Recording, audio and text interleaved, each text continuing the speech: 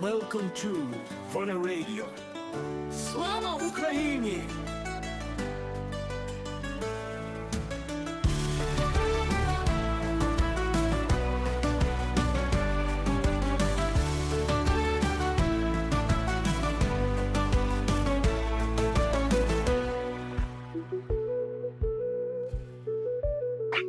Dobry вечер, everyone.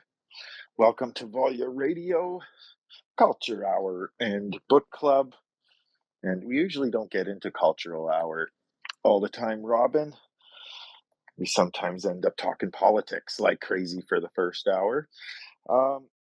I'm just scrambling to get some sort of world clock thing open here so we can timestamp it. I can tell you that it is 4:59 p.m. Mountain Standard Time. And so therefore, 7:59 p.m. Oh, hello, Robin. Hello, Adam. You're so much better. I'm terrible at these timestamps. I was all alone. I'm so glad you're sorry. here. Sunday, December 7th at 7 p.m. Eastern. Did you say that already? Oh, did I? I couldn't. I had such a fun time at my Christmas party last night that I could not add 2 to the hours that I could see on my own clock and successfully communicate that information. I see. I am actually on my desktop because I'm running this OS update on my phone and it was taking forever. So can you hear me all right? Yeah, you sound great. Oh, terrific. Okay, so New York, 7 p.m. London, midnight. Kyiv, 2 a.m. The Workers' Paradise of Perth, Australia, it is tomorrow at 8 a.m. And that's it. And it's December 15th, we said. Okay, this is an experiment. I have my phone there's a massive iOS update, which I started at about 20 of, which was too late, obviously. But we'll see how this works. This is an adventure. I just have to remember not to close the window. Yeah, maybe go into your battery saver, turn your battery saver off and get the Well, actually, I'm on a the desktop. screensaver to go. Yeah, that's not going to happen because I'm on a desktop. I just have to make sure I don't. Here, I'm moving this window away from the rest of my web pages so I don't do anything stupid. We'll see. Oh, my bad. It's an actual desktop computer. Can you believe it? Amazing. Yeah, I know. Oh, and my software is updated. So if I screw anything up, I'll come back on the phone. But we'll do this for now. This is. I feel like I'm doing this without a net. It's very exciting. So how have you been? You sounded a little under the weather earlier. Yes, it was an open bar Christmas party yesterday and also this morning.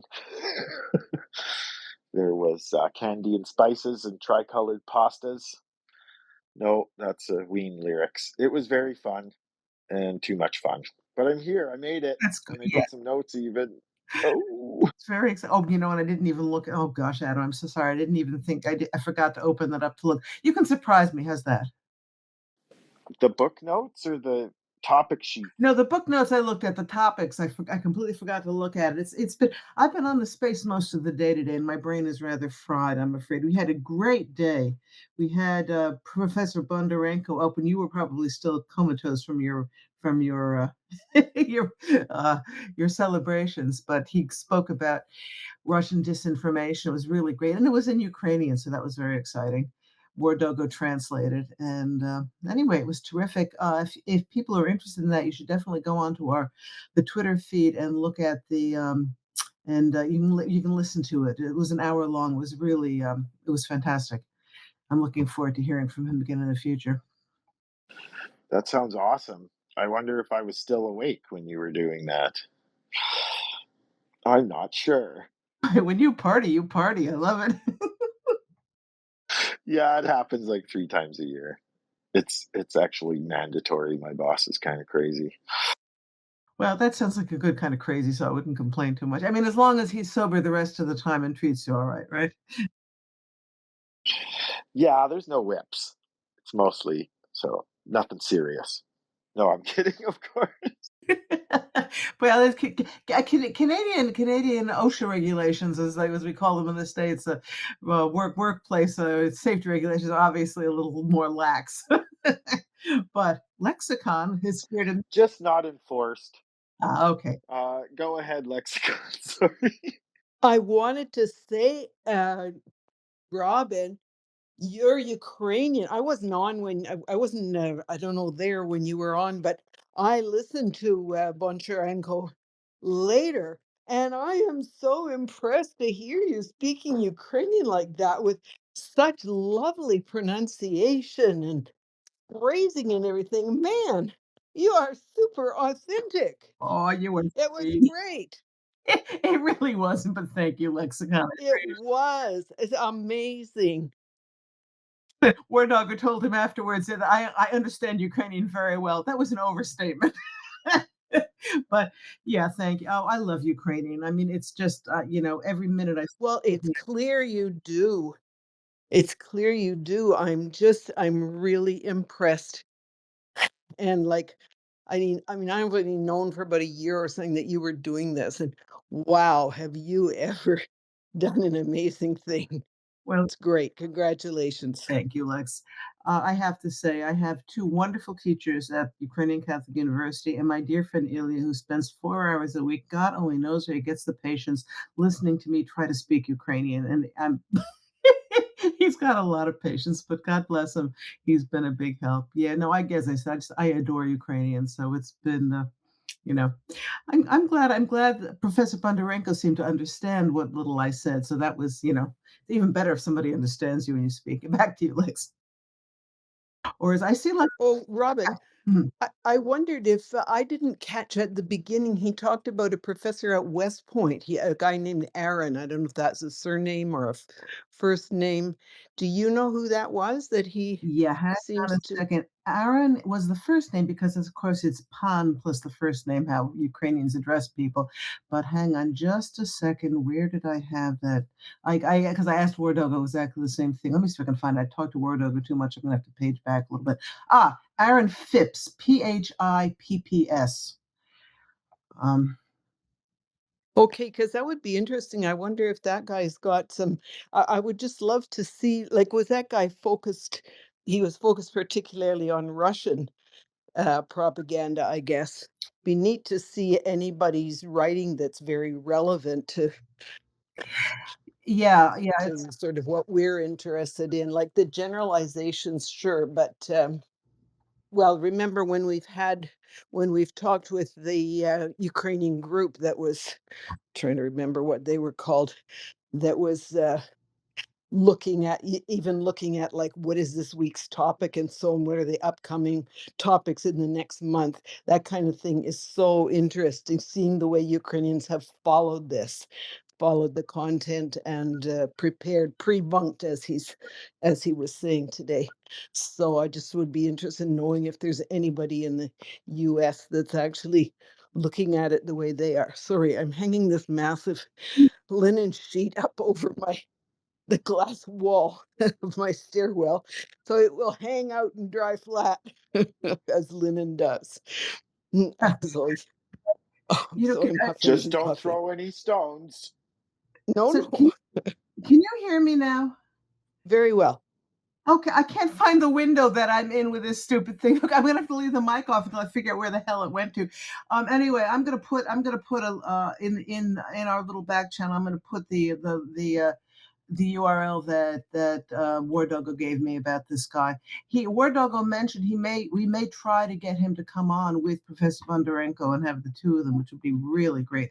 That's in the early planning stages at this point, so stay tuned. But we may try to do that. Well, while Robin finds her mic, I will. That's hilarious. So bad when you got the bazillion tabs open. Oh, I here it is. will. Ha! I found it. Oh God. Oh, this is horrible. I'm so confused at this point. Yeah. Anyway, okay. Over to you, Adam. Well, we don't have any hands or talkers or speakers, so maybe you guys will have to listen to my less than 100% vocals for a little bit here. Or maybe I can just say American politics, and then there'll be 1,000 of you trying to talk to us. But I'm just kidding. So I had all of these beautiful articles open. The Ukrainian cult of hard work. What are the roots? So, folks, those Protestants do not have the corner on the work ethic. As you know, our peasant nation of Ukraine has. Oh, hi, Will. Sorry, I didn't see you there. Go ahead, sir. No, you said American politics, so I absolutely wanted to jump up and say, no time for American politics. There's too much actual hard news going on in Ukraine right now to do that. So it's either culture, or we're going to talk about sinking boats, or throngs and throngs of North Koreans being thrown into meat waves without artillery support, What's or the tanker? additional boats sinking. What's the river Okay. tanker count at this point, Will? It's two. It's two, and Volga Neft is a company out of Samara that's been, trying to do this for years. So the problem here is that, well, for Russia, not a problem. It's a feature, feature, not a bug. The you'll remember that Ukraine has sunk all of the roll-on, roll-off ferries that were being used to transport oil to Crimea after the bridge was hit. The railway bridge has been basically put out. So they use these light coastal tankers from Volganev way in Samara, way up the river. These are meant to be river tankers. These aren't, or they're called river coastal tankers, river/sea, but they're not suitable for heavy seas, because a long vessel that gets any significant amount of stress from wave damage, which you get on the sea regularly, and you don't get on rivers, means that you can break the back of those quite easily in rough seas. But look at the seas there. These seas weren't rough. They were just a bit swelly, and That's what I was saying. It was the yeah, but weirdest. It was the weirdest videos because it just seemed like not not very rough. And right. the way You that go that you call that a rough that sea? yeah, exactly. And the way that the boat broke in half like a Kit Kat bar, like what the hell? I've Because it's not, and this is the fundamental thing, not fit for that service. They're taking these out into open waters when they're meant to be coastal tankers that aren't ever supposed to go out into deep water. Plus, not only were they not supposed to go out in deep water, they're not supposed to be even on in use since 2008. So killing off all of the roll-on, roll-off ferries in the area either required Russia to move large roll-on, roll-off ferries from other parts of the world, which they didn't do, and they tried to press these little coastal tankers into service, feeding Fedosia. So think of the fuel problem that's coming up here, the fuel supply problem. The 40 tank trailer train that was taken out near Volnovakha yesterday, also, or reported yesterday, probably happened the day before. That's probably about 1.2 megaliters of fuel that were taken out there, and these little coastal tankers that carry about 5,000 tons themselves each. They they're using those to go back and forth from Novorossiysk into Fedosia, and they're not fit for that service in anything but really calm seas, as you can see, and so they've got big supply problems now. If an ATACMS strike on Fedosia terminal happened now, uh, you know, they'd be done in the short term. They've got a massive fuel shortage problem coming up, related to the break of these two things. The destruction of that 40 tanker trailer train is going to be felt soon locally in the places where they were going to take that fuel. A really well done operation. Blow a little portion of the rail over a bridge, so the train had to stop. Then hit the front locomotive. Then hit the rear. Then just pick off all the cars in between. That entire tank train was lost. And now with their coastal supply vessels not being able to bring in these tiny little bites the fuel to go into Fedosia, which they then distribute from, they could be looking at a pretty serious problem of fuel supply in southern Kherson and Zaporizhia in the next week or so. And I certainly hope that Ukraine's got the tools this time to exploit this massive weakness they've got through their excellent operation in Zaporizhia, coupled with Mother Nature hating Russia. Will, as a petrochemical safety consultant, which I don't really know if that's what your title is, but it seems like you know a lot about that stuff. How bad is the environmental impact going to be on the capacity of the two tankers? Well, they lost about 4,500 tons of, or 4,500 cubic meters of fuel in the tankers. The first tanker, I don't know how much the second one was carrying, but that would be somewhere close to their full load of fuel.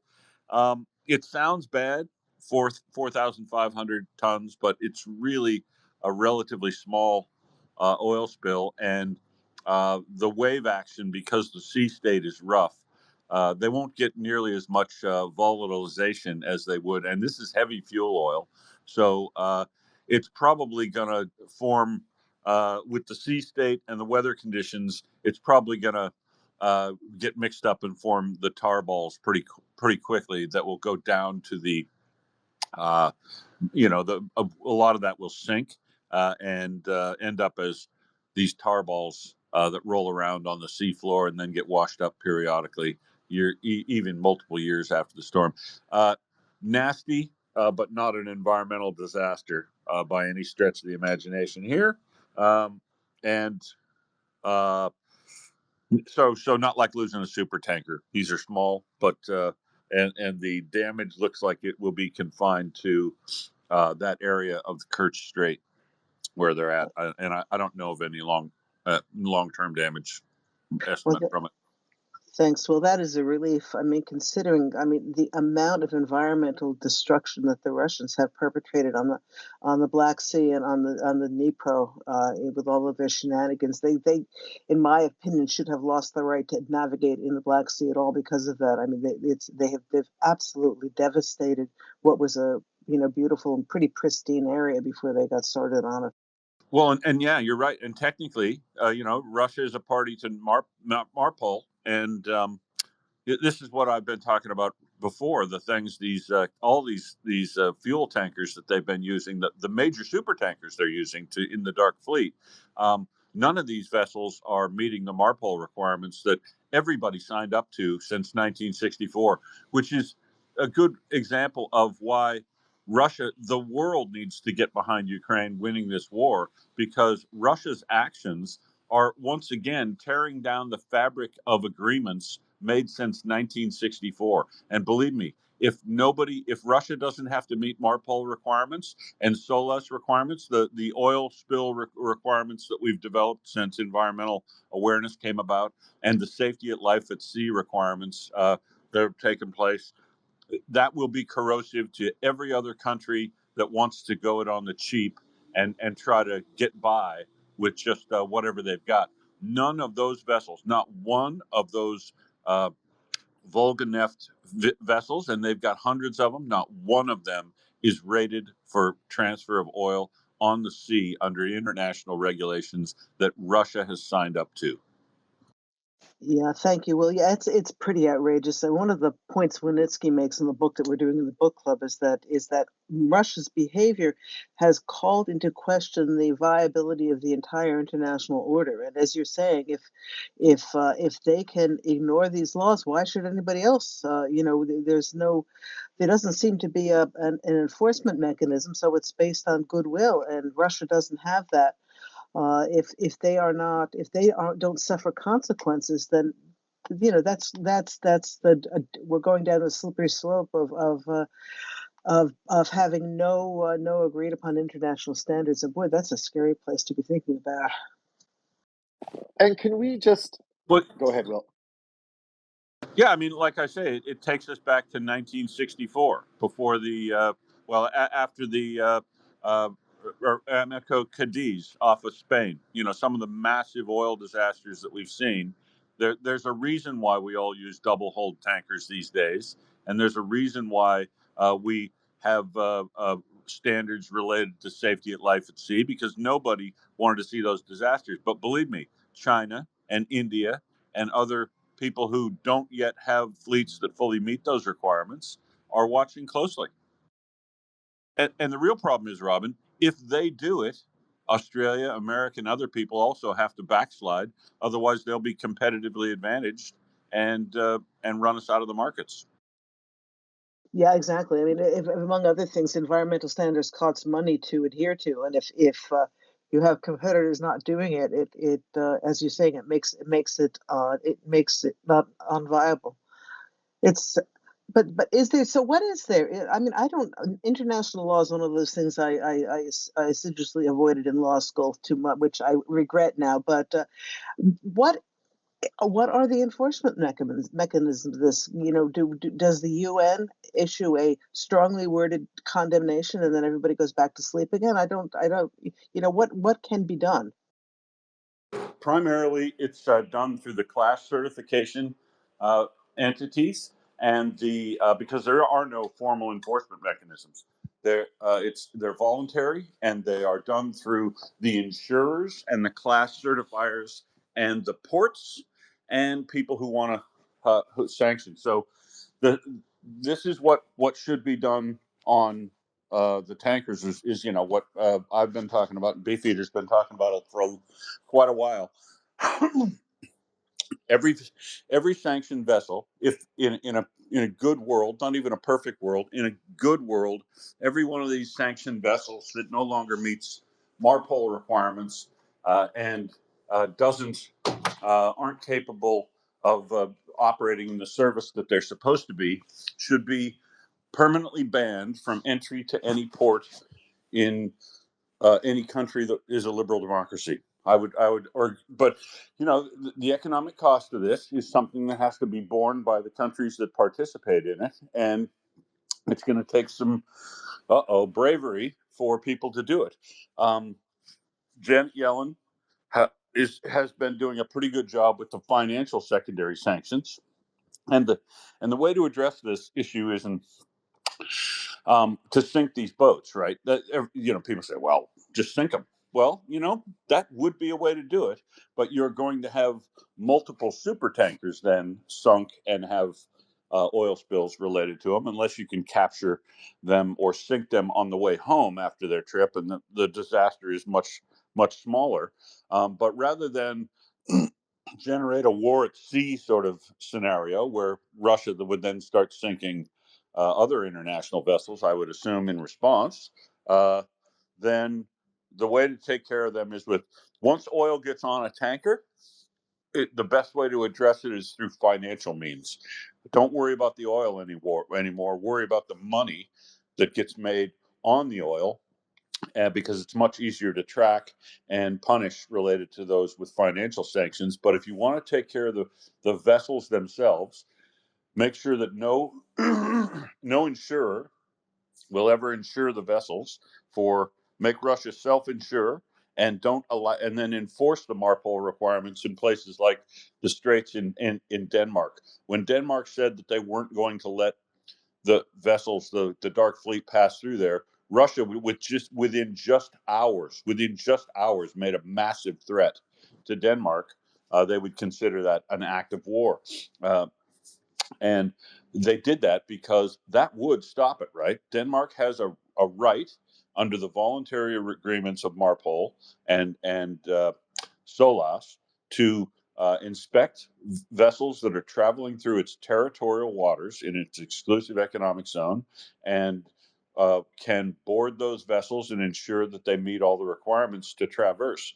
Because if they don't, and they let the vessels pass through uninsured, and they have an incident, the people that bear the cost of that incident are the people who own the territorial waters. So Denmark will end up paying for oil spills itself, without any support from the people who created the oil spill, Russia, just as the one, I said when this all started, this dark fleet, it isn't a matter of if, but when these things will happen. And we've seen one in Malaysia, and Malaysia had to pay for the oil spill off its coast because the vessels aren't insured. So attacking the means by which they uh, allow these vessels. I personally would like to see every European nation and Britain uh, uh, ban any vessel that's involved in this dark fleet transfer from ever entering a port of that nation,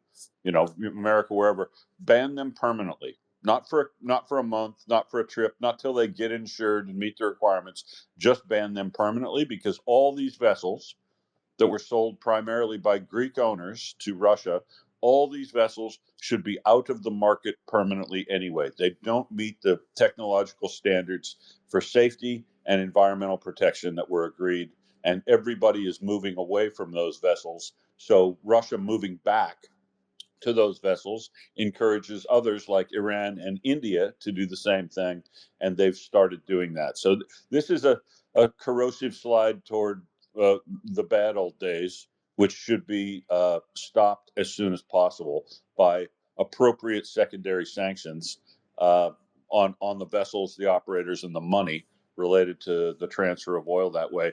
We won't be able to stop these little bitty coastal vessels of Russia transferring within waters it controls itself, but Mother Nature will help control that.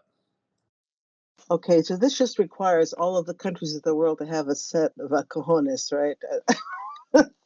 I hope I'm not that I'm not that hopeful. I understand what you're saying, and I think that is the way to go. But boy, oh boy, I wonder, as they say with a lot of things, I wonder whether this is going to require some real major disaster for people to realize and get serious about this. Yeah, If it usually does, right? You usually have to shock the world into reaction, but the environment ends up paying the price. Yeah, exactly. Um, aha, and James is up. Okay, go ahead, James. Hey guys, good to see you, Will, and Robin, and Adam, everybody. Lexicon, um, wanted to say that I think there's an ordering to the way that you get in the way of other countries, and blockading and stopping ships is sort of toward the end of the list. I think when you start really getting to looking at the direct outcomes of doing that, because it can be interpreted as a warlike action. It depends what kind of laws there are that can be, brought out there. And I did like the suggestion from Ms. Porter of California saying some Coast Guard cutters could actually help a lot potentially. She was speaking about China and the South China Sea and areas around there, and just the kind of interference of running running off different ships that are crashing fishing lines or whatever it is, or in this case, looking for violators of whatever kind of laws there are, whatever kind of rules. And I think that is something, but it's got to be near the end of the rope for us. I mean, and it's getting there. That's what I'm thinking. It is. It's coming. That time is coming. But this isn't what you start with. It's clearly not what they started with, and I'm glad they're getting toward this. And I think it's going to come down really hard. But there's probably going to be some accidents, some spillage, some amount of it, one way or the other. Somebody's going to, either resent being pulled over and do something, or they'll be like, "Yay, let's go do a Ruby or something," whatever it is. But anyways, I guess you get the point. But I'm hoping they crack down on this, but I don't know if it's really time, but it's getting there. is there any Okay. sort of monetary advantage to the rest of the world's oil industry will to get this under control? Like I feel like, you know, of course enforcement of the actual rules is probably, in waters that we can enforce them in is the way to go, but lacking cojones. But is there some sort of, wouldn't there be an advantage to the, don't laugh at me, I'm hungover. There wouldn't be some sort of monetary advantage, Will, to the rest of the world's oil industry. Oh gosh. Yeah, Okay there. the rest of the world's shipping industry benefits if you're essentially required to use appropriate shipping rather than inappropriate shipping. That's why these agreements were made with the people of goodwill who are willing to voluntarily meet the commitments. It's it's how we got here, and if this is stopped, we can return to the days where uh, people were moving away from using inappropriate tankers, and people were uh, willing and voluntarily meeting the safety at life at sea requirements. So we're moving in Australia regularly. I work with the guys who are regularly adopting new and newer requirements all the time. Right, right now we're moving away from we've solved the problem with double walled tankers and the safety at life at sea stuff on vessels, and we're moving now, believe it or not, into the level of sulfur that's allowed to be burned in the marine diesel that's used on the vessels. So while we're moving to third, fourth, fifth stage improvements in environmental performance and safety, Russia's going back to 1964, and so it makes it anti-competitive for them to be able to do that, because it essentially, they're much like the sanctioned oil. If India is paying $30 a barrel for oil that they're providing to the largest refinery in the world, uh, India then gets to gain all the benefit between the price of that crude oil and the price of the products they're producing of it, which is essentially 6 times the price. So India is vastly going to enrich themselves over the next few years, moving and processing Russian oil. And if they're able to move the Russian oil with no impediment, they'll start moving the product on tankers, which aren't acceptable either. And those are super tankers. So uh, it's just it's a dangerous backslide, as Robin said, toward chaos and people not meeting what we all agreed was acceptable practice. Even the Russians, by the way, at the time, um, agreeing on what is acceptable practice and what's reasonable costs. But now, if they don't have to meet those requirements, nobody has to. Yeah, and it isn't part of the issue anyway. That even if they brought their tankers up to standard, that oil is still under sanction, really. So I think they probably have less of a. They're already breaking. They're already getting around financial penalties that are supposed to be in place to keep them from selling it altogether. So I would think there'd be less of an incentive to be shipping it properly at that point, if you know what I mean. Adam, I opened up your list of topics. There's some interesting topics this week. I mean, they're always interesting topics, but I see a few. If let's see if anybody else has anything to add to this discussion. If not, I'd like to go over to one of the topics while we still have a little time. Going once. Going not too late. You guys are so slow. I'm gonna change the topic. No. Can we do Zlamovka? This is really interesting. It's an older Sure, article that just found absolutely. it on Ukrainer. Yeah, Ukrainer is wonderful. We've talked about it Yeah. before, guys. Go over to Ukrainer in English, in Ukrainian, different content in each one of the. I read a lot of stuff out of Ukrainer. Are you preparing No, an my mic was Alka-Seltzer or on. something? It's a tincture. It's a tincture. Okay, guys. So Ukrainer.net / Zlamovka -N for English. Zlamovka, how Ukrainian women resist Russian occupation. Um, in the temporarily occupied territories of Ukraine, Russia aims to erase the national identity of the local population. For the occupiers, it is crucial that people abandon their own national identity in favor of the Russia, as this strengthens their hold on the conquered lands. However, Ukrainians in the temporarily occupied territories refuse to accept the Ruski Mir and are determined to help the Ukrainian Defense Forces liberate these areas as soon as possible. One of these resistance groups is known as Zla Mavka, Evil Mavka. James, go ahead. I do not have an evil Mouthka. What'd you say? No. I completely lost what I was going to say, Adam. I'm so sorry. I really did. Because what? No, I know what it was. How do you spell Ukraine? Or is it just an R at the end of Ukraine? It's ER. It's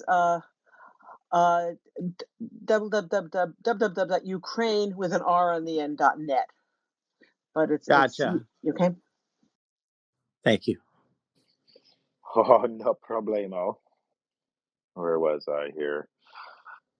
Islamovka is an all-woman resistance movement that uses nonviolent methods to fight against the occupiers. It started in Melitopol, a southeastern city in Ukraine that was occupied by Russia in the first days of the full-scale invasion, which of course we all know. In early 2023, when open resistance to the Russians became nearly impossible, the members, called Mavkas, operate anonymously and don't know each other. They put up posters and leaflets, spread accurate information to counter the propaganda, and do whatever they can to keep the occupiers on edge, never letting them feel secure. Only the three co-founders of the movement know one another. For their safety, we cannot reveal their real names. Instead, we'll call them Mavka 1, Mavka 2, and Mavka 3. Love it.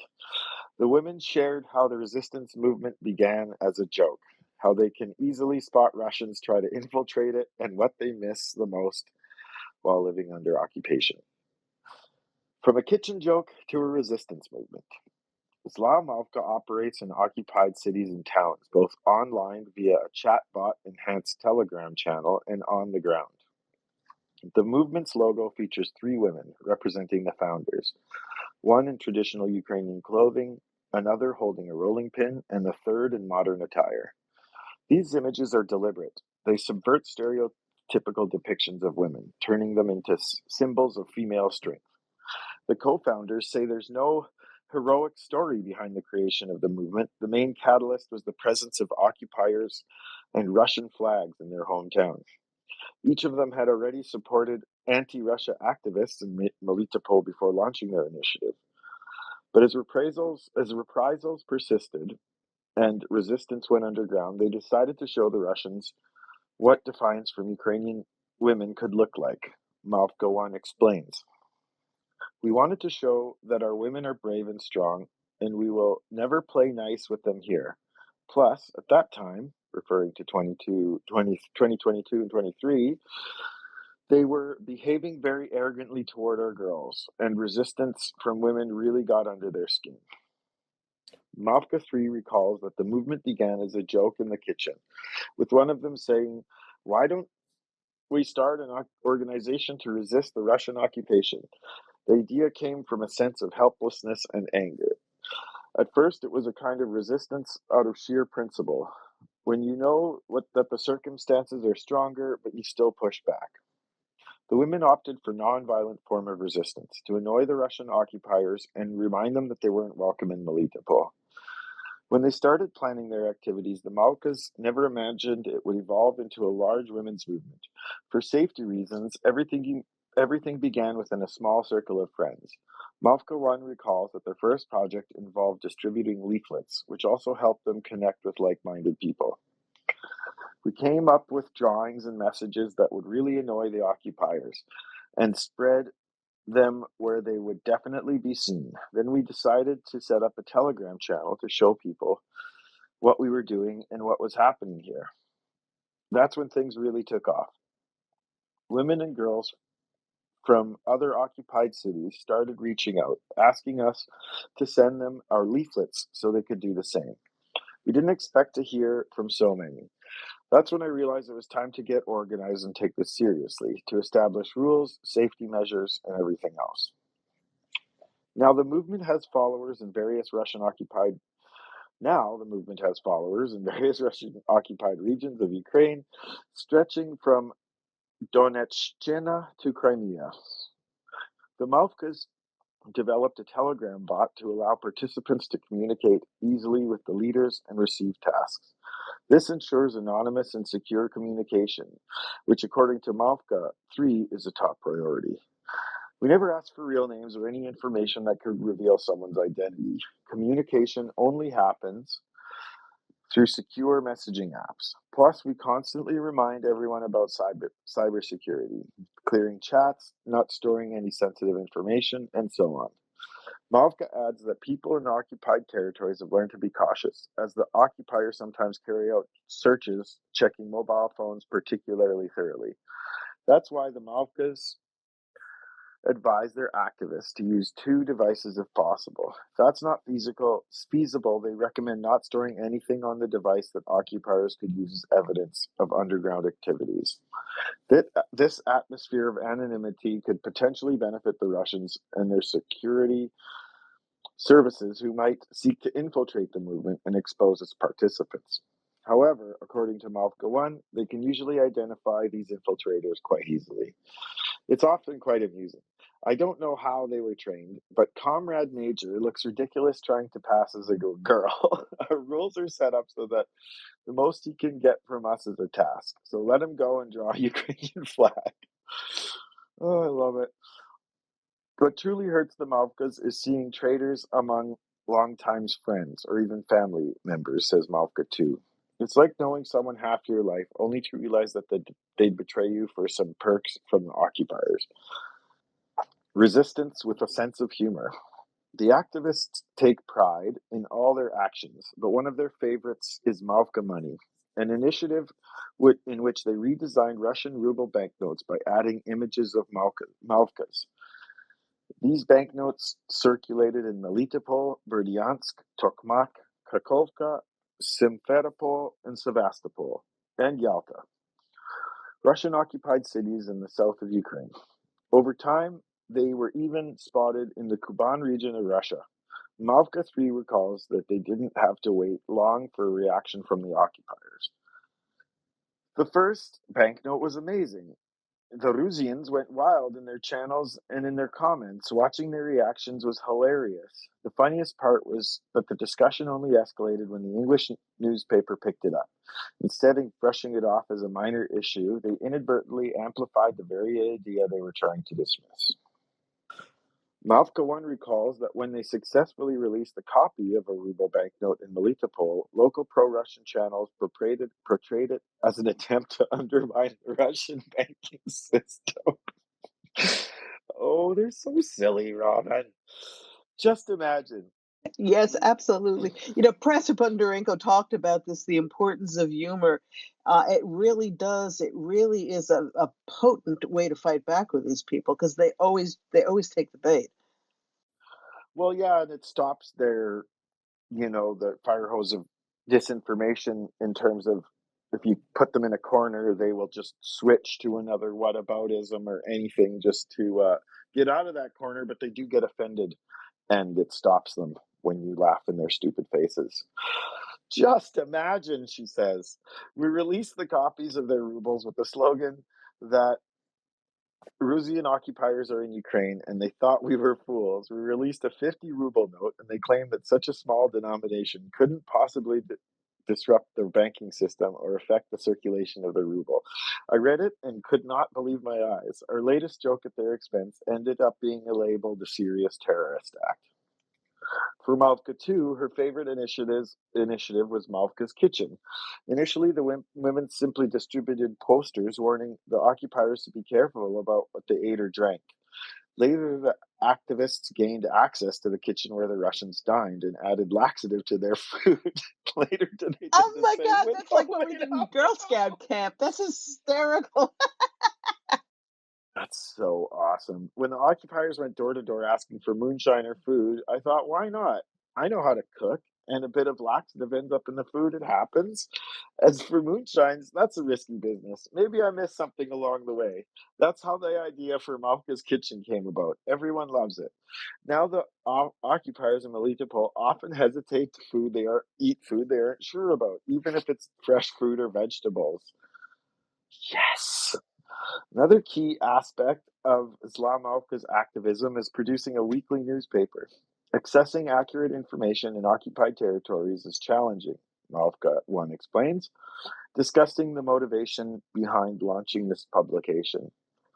Finding news is easy these days, but not for everyone in occupied areas. For example, the older generation, who might not know how to bypass blocks or use a VPN, or simply don't want to risk searching for Ukrainian channels, or left relying on their televisions. And we all know what that means. They're only exposed to Russian propaganda.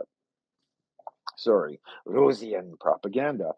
The idea to create a newspaper struck Malka too during a visit to a friend outside the city. She noticed that her acquaintances were watching Russian news on TV and that they thought that was enough, choosing not to look for any alternative sources of information.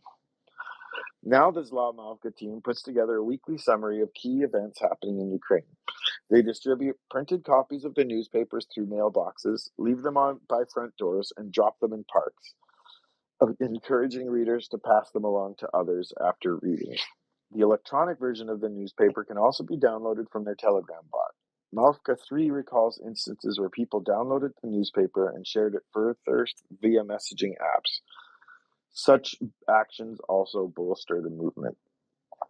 Even sharing one newspaper, poster, or sticker is already a small personal victory for someone who manages to do it. The Zlamovka movement operates without sponsors or funding and typically doesn't require large budgets. Anyone who wants to join the movement can contribute. If they have a printer at home, they can print posters, newspapers, stickers, or even counterfeit banknotes for their next act.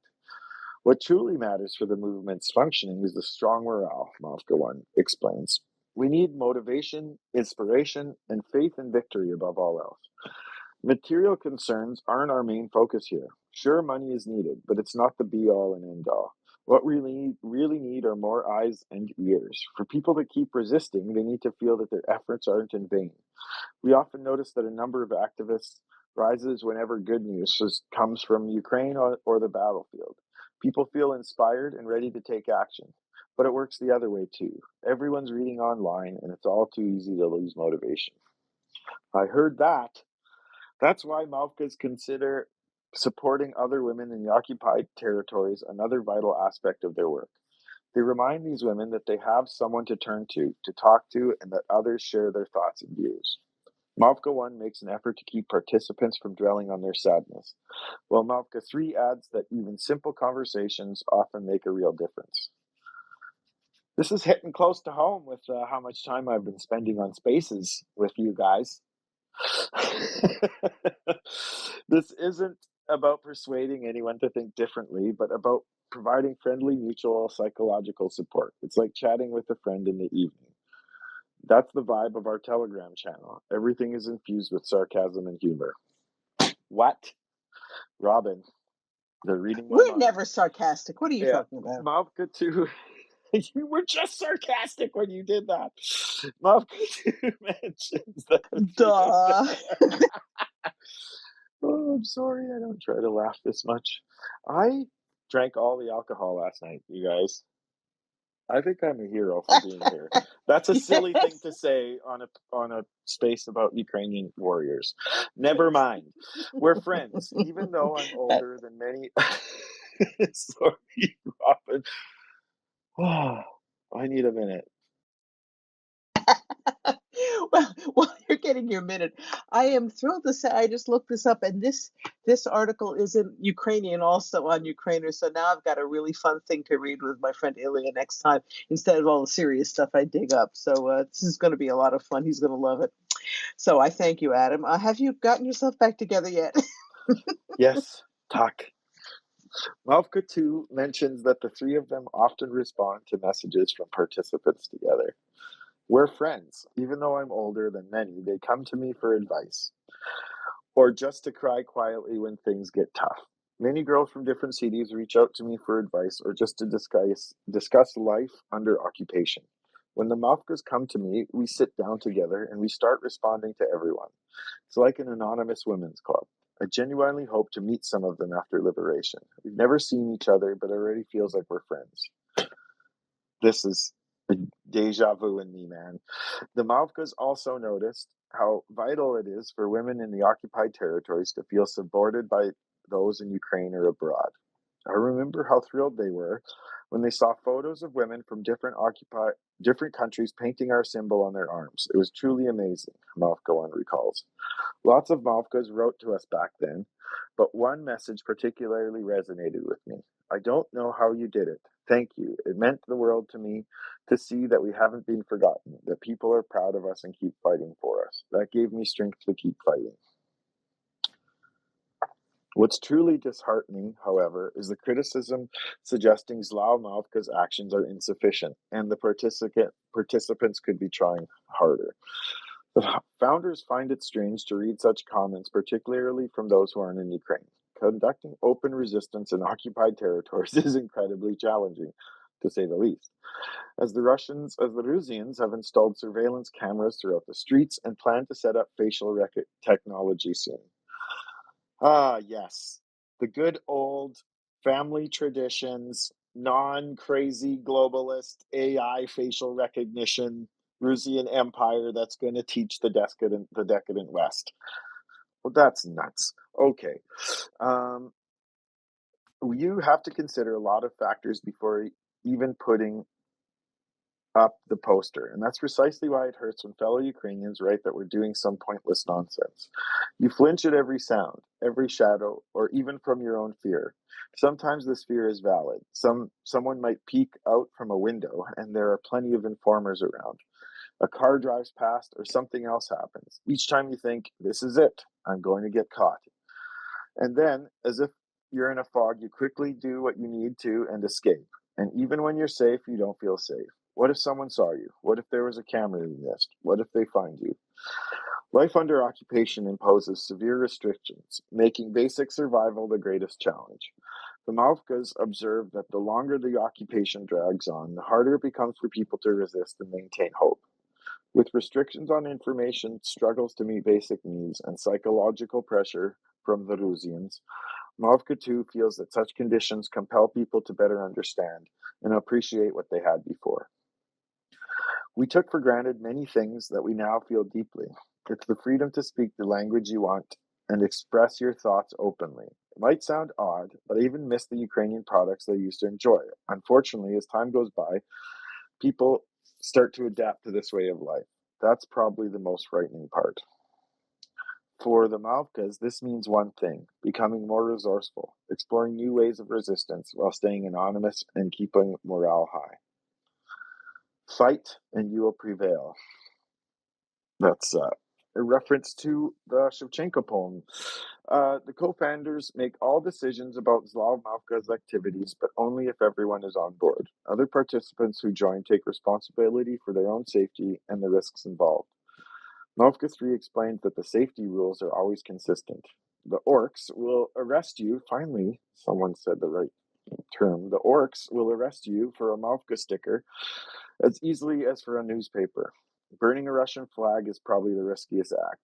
We carefully discuss who will do it, whether there are any cameras, and the best time to carry it out. Plus, we never share the results immediately online to avoid tipping off the enemy.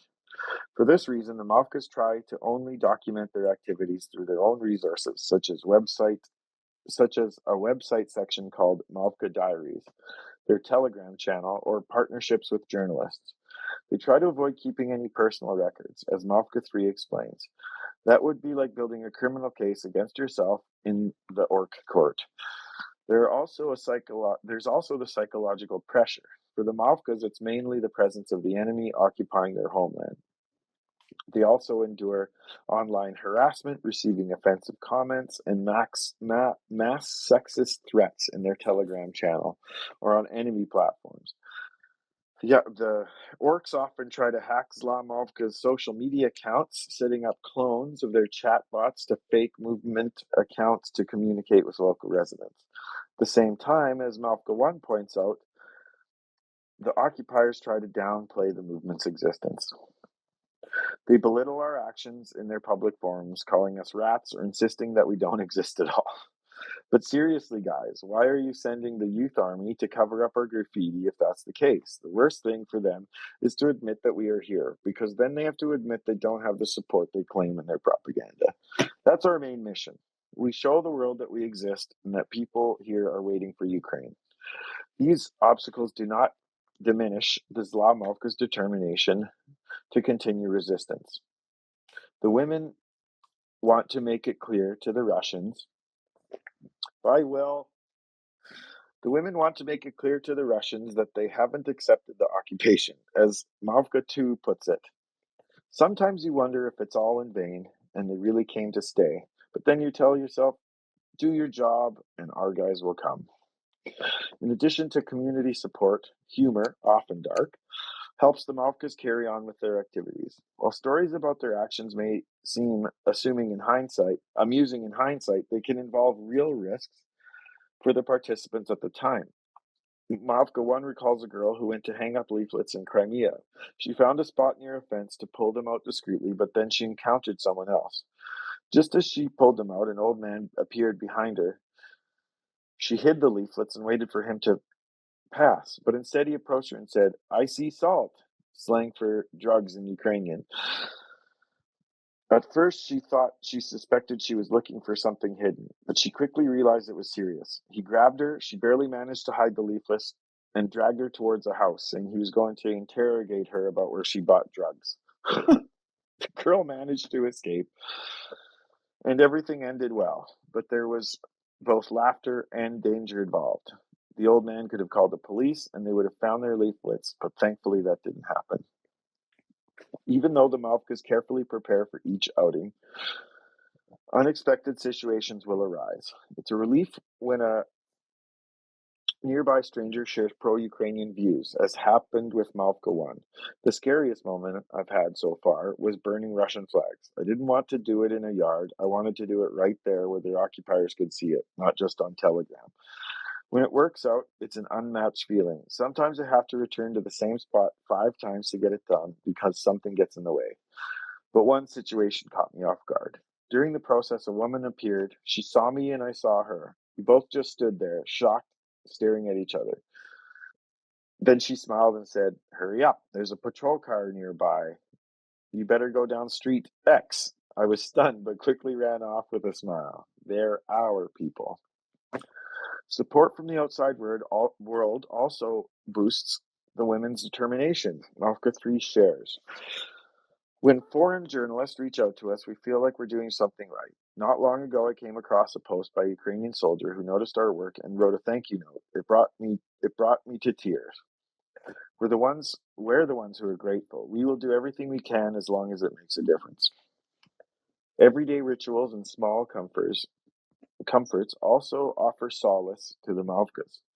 For Malka 3, it's about planning and tidying up. For Malka 2, finds comfort in items that remind her of life before the full-scale war. Malka 1 sometimes feels like her connection to a peaceful life is lost, but she holds onto a special talisman that inspires her. This photo of my grandfather. He's from Donetsk, wearing traditional embroidered clothing, handsome and intelligent. When I feel drained, I imagine that he would say about all of this. And then, when I picture it, I get up and do what needs to be done. Overall, Ukrainian culture and symbols help the activists maintain morale, even though preserving traditions in occupied territories is incredibly challenging. The Malkas mentioned that they only practice these traditions in family settings, never in public. For Easter, they decorated Pesenka, and in winter, they celebrated St. Nicholas Day and Christmas.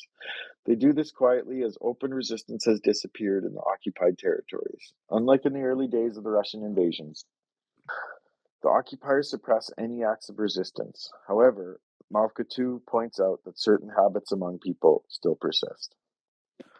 I saw people in the hospital speaking to the staff in Ukrainian. They didn't realize they shouldn't be doing that since it's their mother tongue. You should have seen how irritated the doctors from Russian were. They even threatened those people. We experienced a gentle Ukrainianization, and now we're facing forced Russification. The Rusian occupiers are generally enraged by any reference to Ukrainian culture. The Mavkas note that the Rusians have come to impose their way of life while erasing local customs and laws. That includes the letters Y and Ye, unique Ukrainian letters absent in the Rusian Cyrillic alphabet, which frankly frighten the invaders, as well as overall Ukrainian history and identity. The Zla Mavka serves as a reminder to the Rusians that they are merely temporary visitors and that they will never fully suppress the Ukrainian spirit. Well, this article is not even close to done here, but I think we got the picture. Yeah, absolutely. Very, very strongly. I mean, imagine what that's like. I mean, you suddenly can't speak your native language. It's suddenly being treated as though just expressing yourself in your native language is some kind of horrible thing. It's it's amazing it's amazing how these people keep the faith with all of this. And I must say, I'm rather horrified by what you said. And I've seen that too, that people outside of Ukraine have the nerve to criticize these people. I mean, often even non-Ukrainians. I mean, particularly people who don't really No understand one what it. should. Yeah, No one exactly. should. And especially, I mean, Especially Ukrainian yeah, diaspora, whatever that word is. God. those people. Yeah, I mean, But it's I'm part of the diaspora, and I will say a message to my fellows: don't ever criticize what people in occupied Ukraine are doing. Just don't, you jerk. Thanks for coming to my TED Talk. No, I am not Ukrainian, but I absolutely will sign on to that. I absolutely agree. None of us who grew up in places like Canada, the United States, most of Europe, have any idea what it's like to live under occupation. And until we, as my father used to say, until you walk a mile in somebody's moccasins, just shut the fuck up. But he doesn't say that, but it's just be quiet and listen and learn. That's what your job is when speaking to people or hearing about people like this. James. I bet a lot of money that the vast majority of Americans have never even attended a protest, and of them, a smaller percentage has carried a sign at a protest. So, yeah, it's just not something that we're used to. We have an amazingly functional government. I do like it when we do have protests. I think that they haven't had enough. We haven't had enough. We're going to have some, Adam. I promise you, it'll be at the Canadian border too. I don't know why we'll be there, but we'll be protesting whatever you've done. Yeah. Anyway, no, it's horrible to have Poutine. people. Yes, it's horrible to have people bombing your country, and you're doing your best to hold on to what you've got, and people come along and say, no, no, you're doing it wrong. Yeah, I agree. That's bad. Bad politics. It's just bad all the way around. I can't imagine living in a totalitarian country. I can imagine little pieces of it, but I really can't imagine that kind of getting heads beaten in and the like. I've seen it in our country, Robin. I have, but it's small scale stuff that's happened, and Yeah. it's been a long while. Well, Lately, here it's an aberration, yeah, at least. yeah, well, unless it was the one that was near the White House under Trump, that got a little rough. But other than that, that was not a whole scale like repression of the whole population. That was just a little small thing, really, relative to the scale of things in Ukraine. I just can't imagine. So I'm glad that we're free enough, Adam, to do this still. I hope we do. I hope we can help. And yeah, anyways. Yeah, Yeah, thanks, James. I don't think anyone in the States is ever gonna get beat up for like wearing a blue shirt and yellow pants, let's say. You know what I'm saying? So it's Well, definitely a the game of fashion police, maybe. I'll bet a quarter. I'll probably lose. I had a discussion with a little girl a couple of months ago. I guess she's probably 13 or 14. No, even a little less. A very, very a bright child, very insightful. But we were having this discussion about the Holocaust actually, and what she didn't understand is why didn't Jews just leave and come to the United States or come someplace else? And she, having grown up here, had no concept of the fact that you could be stuck somewhere and nobody be willing to take you. That getting across an international border was not easy.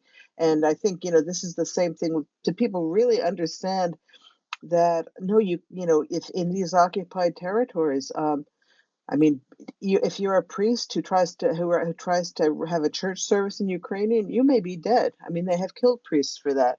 If you try to express yourself in Ukrainian, if you put on a vishivanka, I mean, these are you're risking death.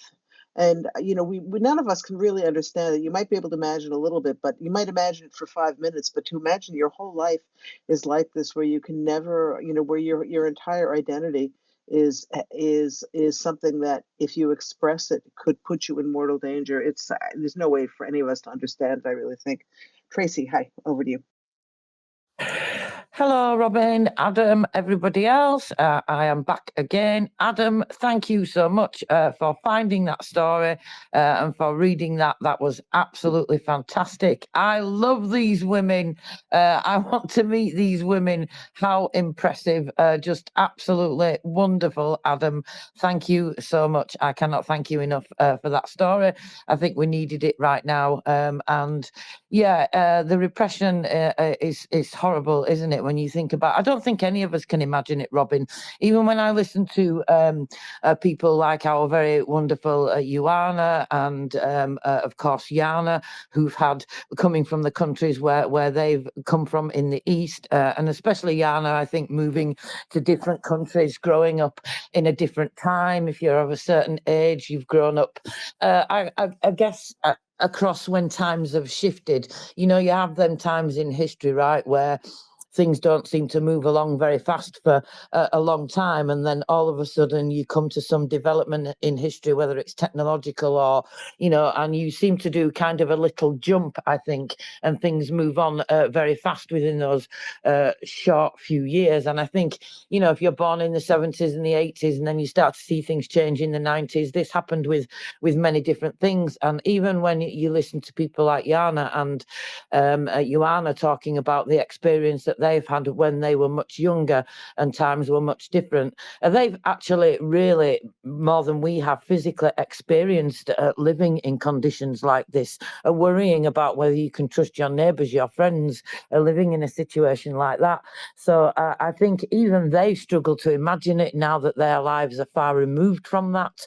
So if they have difficulty, then it's pretty impossible for people like us. So I think it's really important that we hear these stories, and not just from a negative side, but also from this positive side, showing that indomitability and that sheer defiance to fight back against the Russians, against that oppression, against that cruelty.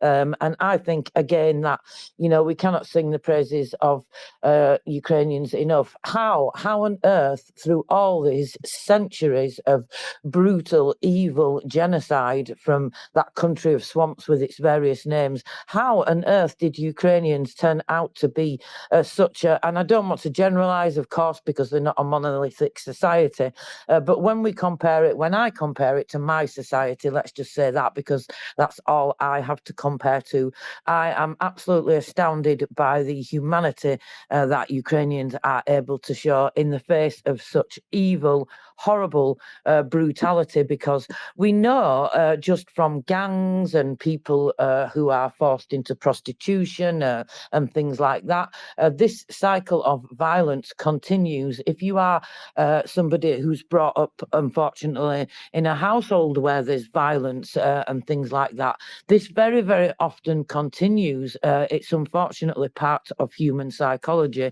The bullied becomes the bully, if you will, and it's very unfortunate that is part of human psychology. So I'm always astounded by anybody anybody that grows up in a family of violence or that has to go through what Ukrainians go through, but then turn out to be the most wonderful people, because it is so easy in human psychology just to follow that bad path, and just to continue what you've learned and what you've been taught, because, you know, we are human people of habit, after all. Robin, I think I'm going to stop waffling now, because maybe I'm not making sense, but hopefully you get my point.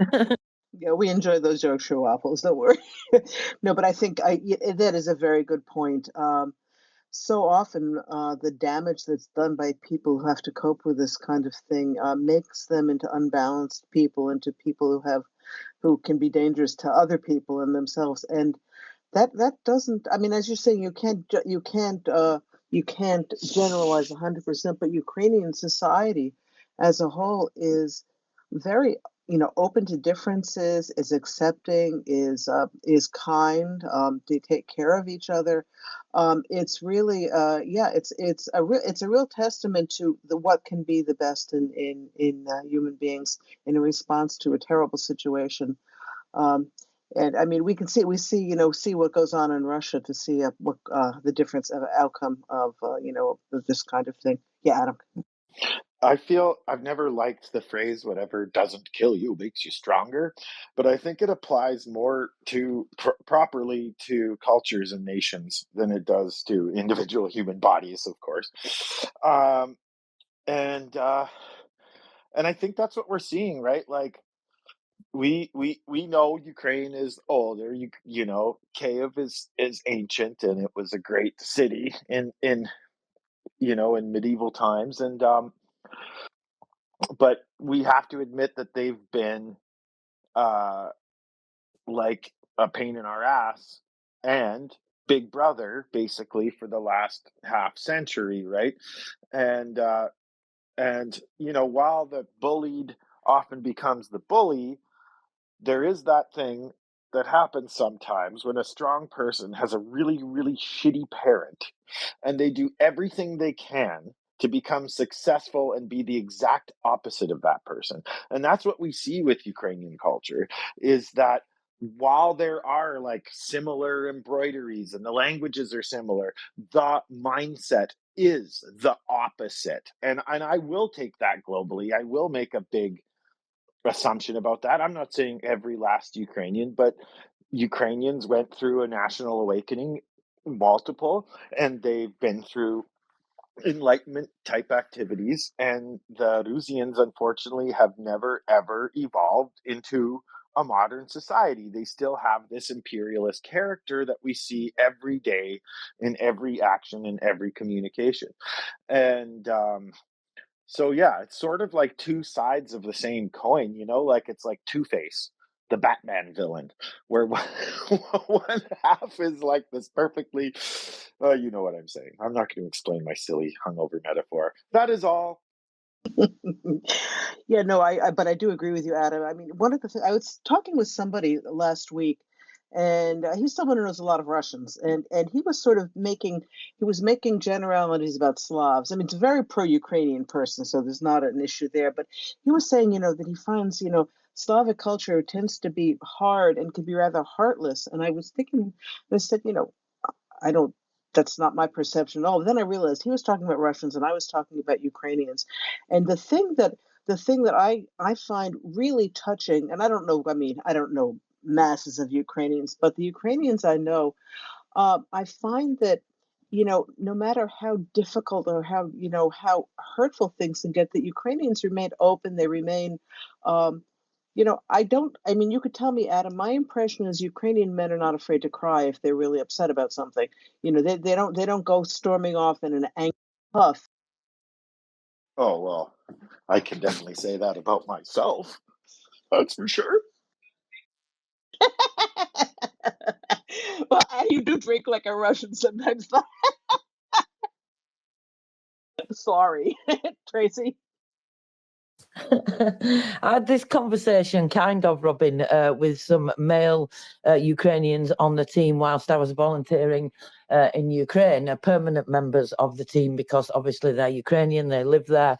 It started off by talking about how blunt and direct Ukrainians are. And of course, that I identify with this kind of an attitude, maybe a little bit too much sometimes, but hey ho, that's me. And we were talking about the fact that, really to be blunt and direct and all those things, there's nothing wrong with that, to be, very clear and very upfront. But then there is a line that you cross to be rude and just to be generally horrible for the sake of it. And I think maybe that's the difference, right? Because that's what he was saying.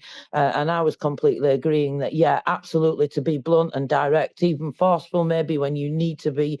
But there's absolutely no need for bad manners and just to be horrible for the sake of it. I think you can swear even if you want to, if you're that kind of a person, but there's absolutely, no reason to be really just generally bad-mannered and have an attitude for the sake of it. So that's my experience with Ukrainian men, very limited as it is. But let's discuss how that's the opposite of Russian character of constant victimhood and lashing out and defensiveness. Yes, yeah. As the domestic violence is a big industry in Russia. In fact, they've decriminalized it just to make everything easier. And I don't know many Ukrainian men who would live if they started up with their wives. Sorry. Go ahead, Tracy. So I'm laughing away here, Adam. By the way, one of the things I wanted to bring up, and then we really got to start with book club because I want to get this book done today, is I saw a post today, and it's a woman, a Ukrainian woman, with blonde hair and bright red lipstick on, and so I read, but what she said, I don't remember if she was in the occupied territories or not. She might have been, but she basically her message was, when my children ask me or my grandchild asks me what I did during the occupation. I want to say I got up every day and I got dressed and I put my red lipstick on and I went about my day.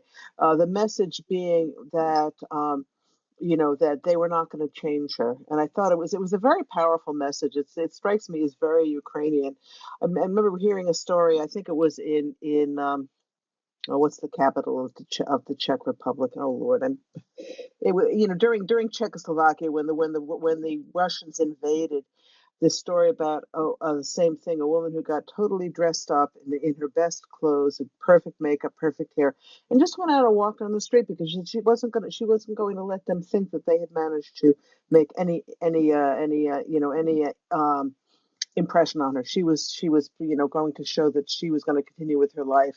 And that in a very quiet way is that is the kind of attitude that I think has kept Ukrainians going and preserving their heritage and looking forward for facing terrible persecutions at times. Tracy.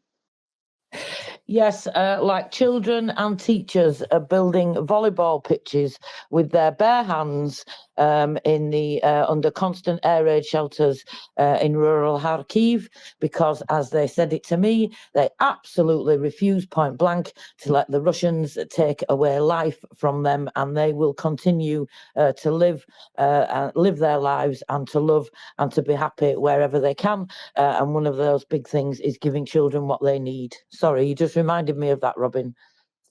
Oh no, that's exactly right. I think, and I see with friends that I have who have young kids, they really go to great lengths to try to make the children's childhood as normal as possible. And that's not easy under constant air raids and everything else, but it's obviously a big priority trying to keep have schools be happy. Cheerful places to have the children go. St. Nicholas came last week, and I got pictures from a couple of my friends of their kids, with getting their gifts, and it was just really charming. And I'm sure it takes an extra effort on the part of adults to try to keep the magic of childhood for the children a little bit. It's a wonderful thing, Tracy. Yeah. Sorry, Robin, I know you want to get onto book club, but you just reminded me of one other thing.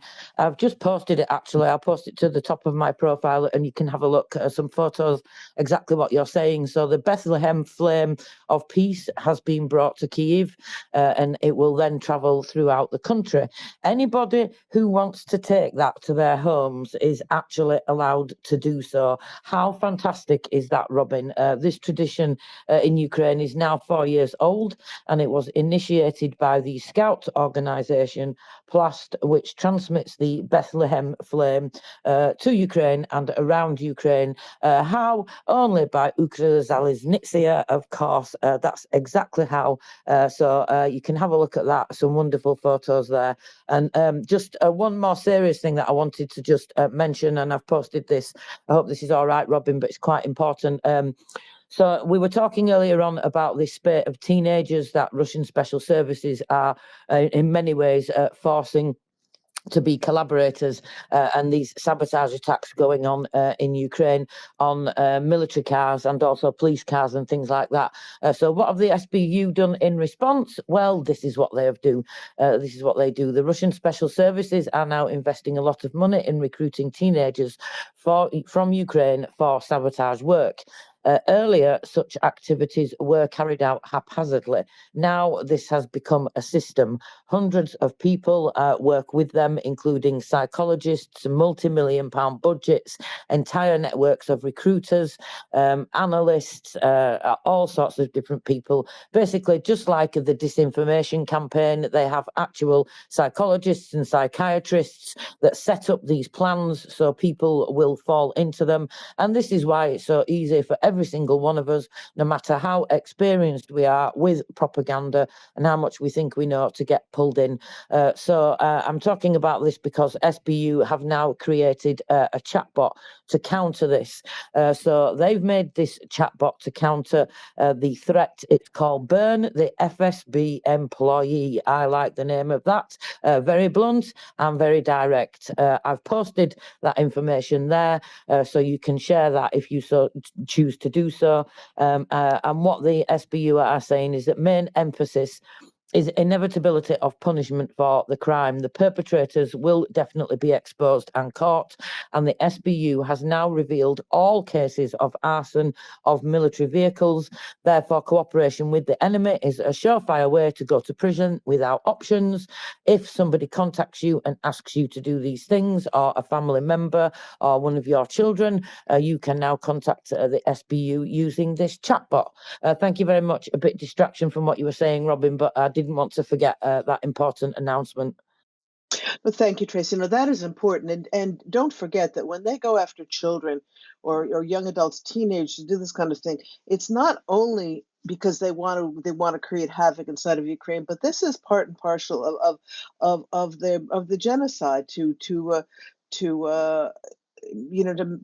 make kids to make kids the enemy of their own identities and their own culture. So it's a very insidious thing. Thank you. I'm glad. SBU is a great organization. I mean that And speaking of SBU, and then we're going to go on to book club. I guess I put it in. Is it the first? It is. Oh, it is the second. The second tweet in the nest now is for our fundraiser for SBU Alpha. Folks, this has been going very slowly. It's been very hard. I think War Doggo is about to call it a day with this and get the guys in this unit they weren't able to come to us today because they've been what's the word? They've been sent off to fight, basically. We can imagine where. I don't know. War Doggo didn't tell us, but this stuff that we've been raising funds for optics and thermal what are they called? Go take a look at them. It's Thermal optics. Optics. That's the word. Thank you. God, I can't. I've been doing too much of this today. These things are very important. These are saving devices for SBU alpha operators. This is something that it makes it possible for them to spot the enemy far enough away to neutralize them before the SBU members are in danger. So this is a real, it's an important thing. So I'd ask you, please, as I said, I think we're going to be closing this out pretty soon because we want to use what we managed to collect to get the things to them. But if you feel like if you would like to help with this, and as I said, it's an important thing. They're an elite unit in they're special. They're basically like SEALs of the Ukrainian military. They do an incredible job. They have been sent to the front again, and they need this stuff really badly to do their job as well and as safely as possible. So this is an opportunity right now, not tomorrow, but right now, to if you're able to go over there and put put that $5-10. Doesn't have to be a big contribution because little things add up. So anyway, if you could do that, I know that they would be thankful, and so would we. And with that, Adam, shall we move on to book club? Budma. He's I still said drinking. that He's still many drinking, times. folks. Yes. No, I taught everyone Budma last night. It's Oh, dangerous. very good, very good. That's and this is interesting. This word, it says a lot about Ukrainians too, because basically "budmo" means we exist, correct, We will. Adam? We We will will. exist. It's We the will best, exist. the best cheers ever. Because you're around a Yeah. table drinking with your friends and blah blah blah blah blah blah blah. We will. Yep. Yeah, it's so Ukrainian. Exactly, and Ukrainians do, and Ukrainians will. So yeah, I like that very much.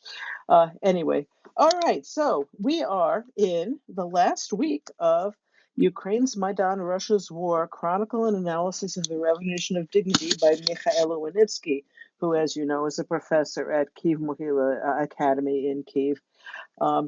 And we're in chapter, what is it? The last chapter, chapter 11. Moving forward, we're going to go through that, and then his afterword, and then I hope we'll have a little time to discuss this, a little bit of a wrap up. I'm backing up a little bit to the section called War of Narratives, as we were in the middle of it, and I think it's better to start at the beginning to make sure that we pick up the thread. So. Okay, so he talks about 2014 to 2016. This is right after the invasion and the illegal annexation of Crimea and the invasion into the Donbass by the Russians. Western media started using a highly misleading and incorrect term, Ukrainian or Ukraine crisis, which, as he points out, and I've seen this expression recently. It's still in use, unfortunately.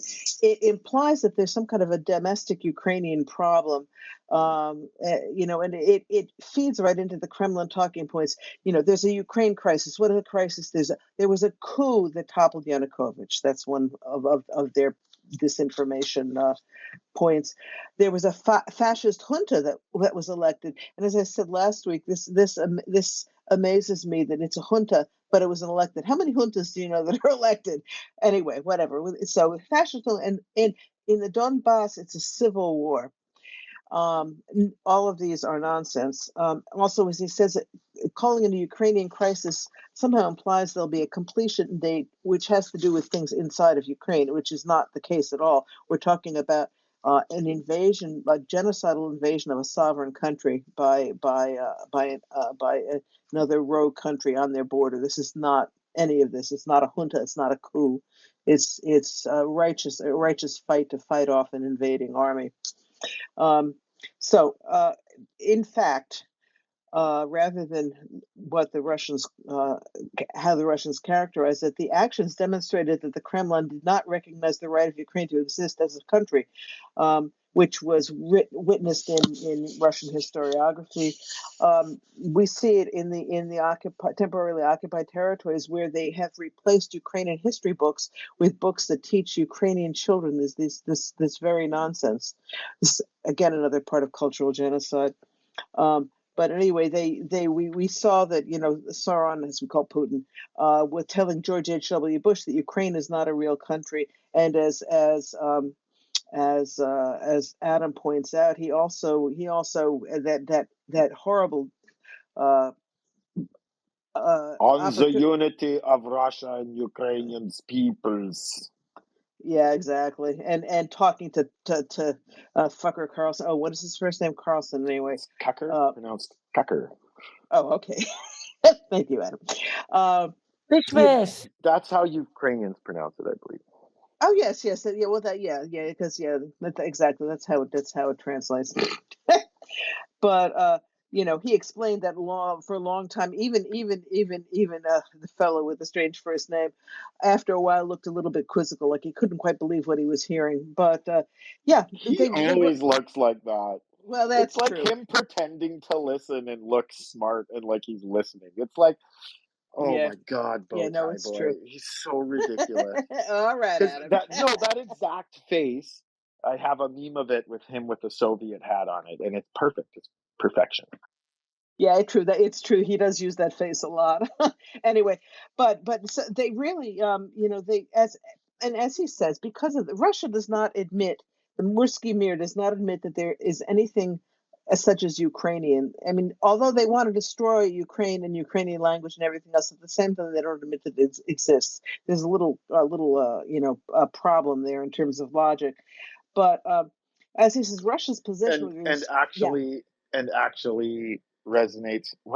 Oh, it was in the Fritziak book. It was some Tsarist guy under Catherine the Horse Whisperer who said, Ukrainian language has never existed and does not exist. Therefore, we have to make laws against it.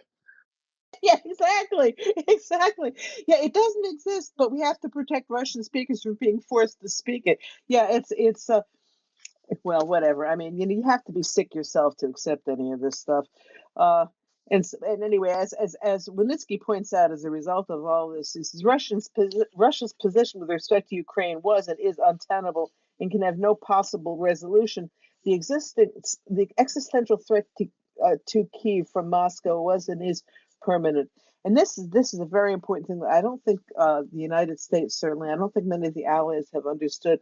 As long as Russia is there, Ukraine is going to need substantial outside help to fight them off, because the Russians are going to be intent on destroying Ukraine as long as they have any ability to do so. There aren't going to be any truces. There are not going to be any agreements. The only thing that would work would be completely demilitarization of Russia. And I don't think we've got the cojones again to do that.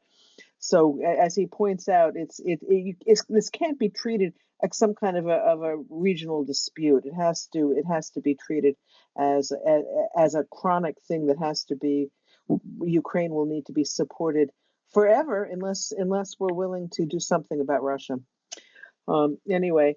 Now, after Maidan, there was a battle of narratives, and he talks about active measures, which is Russian propaganda. I'm actually listening to that book on audiobook on that now. It's very interesting. There were manipulations of media messages and outright falsehoods that had roots in the Soviet period, but after 2014. The Kremlin crossed the boundary line and begins overtly fabricating news stories to create a narrative that discredits Ukraine and serves Russia's strategic ambitions. Peter Pomerantsev, who writes quite authoritatively on this, he says the practice represents a new form of conflict. And the points in this new message are: Ukraine is a failed state, the most corrupt in Europe. And this was echoed by the Guardian in the UK. So we see that, unfortunately, this Russian disinformation has managed to spread. It's a bastion of fascism. The government is in control of right-wing extremists. The traditional symbols used on the Maidan came from OUN and UPA, but as he said, this is used to smear the Maidan, but in point of fact, these symbols were completely unmoored from their original meanings. But when they were being used on the Maidan, they were being used as symbols of present day patriotic struggle, which was not understood easily by outsiders, and was also glommed onto by ignorant journalists who were looking for, that hook to get people to read, and Ukrainian Nazis was definitely a hook to get people to read their stories. So this was part of it. Also, the Donbass, the whole business of the Donbass was grossly oversimplified. The story they tried to perpetrate was that right-wing nationalists had overthrown a legitimately elected Yanukovych, which we know from having studied this at length in Herzog and when Wynnyckyj is not the case. He abandoned his post basically, and the Rada did what they needed to replace him. That the president's heartland revolted against the new fascist Also, coup government. cookies. Well, yes, of course. No, Victoria Nuland gave out cookies that had mind control drugs in them, obviously. But yeah, so supposedly the President Yanukovych's heartland, which was the Donbass in the south and east, that they revolted against the new fascist government, which of course obviously was not the case, because if they had been in revolt, the Russians would have been able to take it all over quite easily, and 3 years later they're still trying to. So obviously that was not the case. Well, 3 years, no, more than 3 years. It started in 2014, the original invasion. So 11, 12 years soon. Moscow was assisting local compatriots in the struggle for linguistic rights and a desire to identify with Russian Soviet historiography. Also not true. And the problem for this narrative, as he points out, is the Crimea annexation doesn't fit any of this. There was no struggle for linguistic rights. There was no narrative of this fake civil war that they were spreading about Donbass. None of that fit in Crimea. So it's obviously a bunch of BS. But anyway, he just wanted to make that point. And point of fact, there was a single spiral of violence, which began with beatings and murders on the Maidan, invasion of Crimea, and the Russian instigation of protests in Donbass and the invasion. As he says, their events form a continuity, and persistent Russian agency in the chain is undeniable. So this was, all of this was ginned up by Russia, which I think we all understood already. Okay, Adam, do you have anything to add before I start bloviating on anymore? Yobani Moskali. Thank you for that. Lexicon.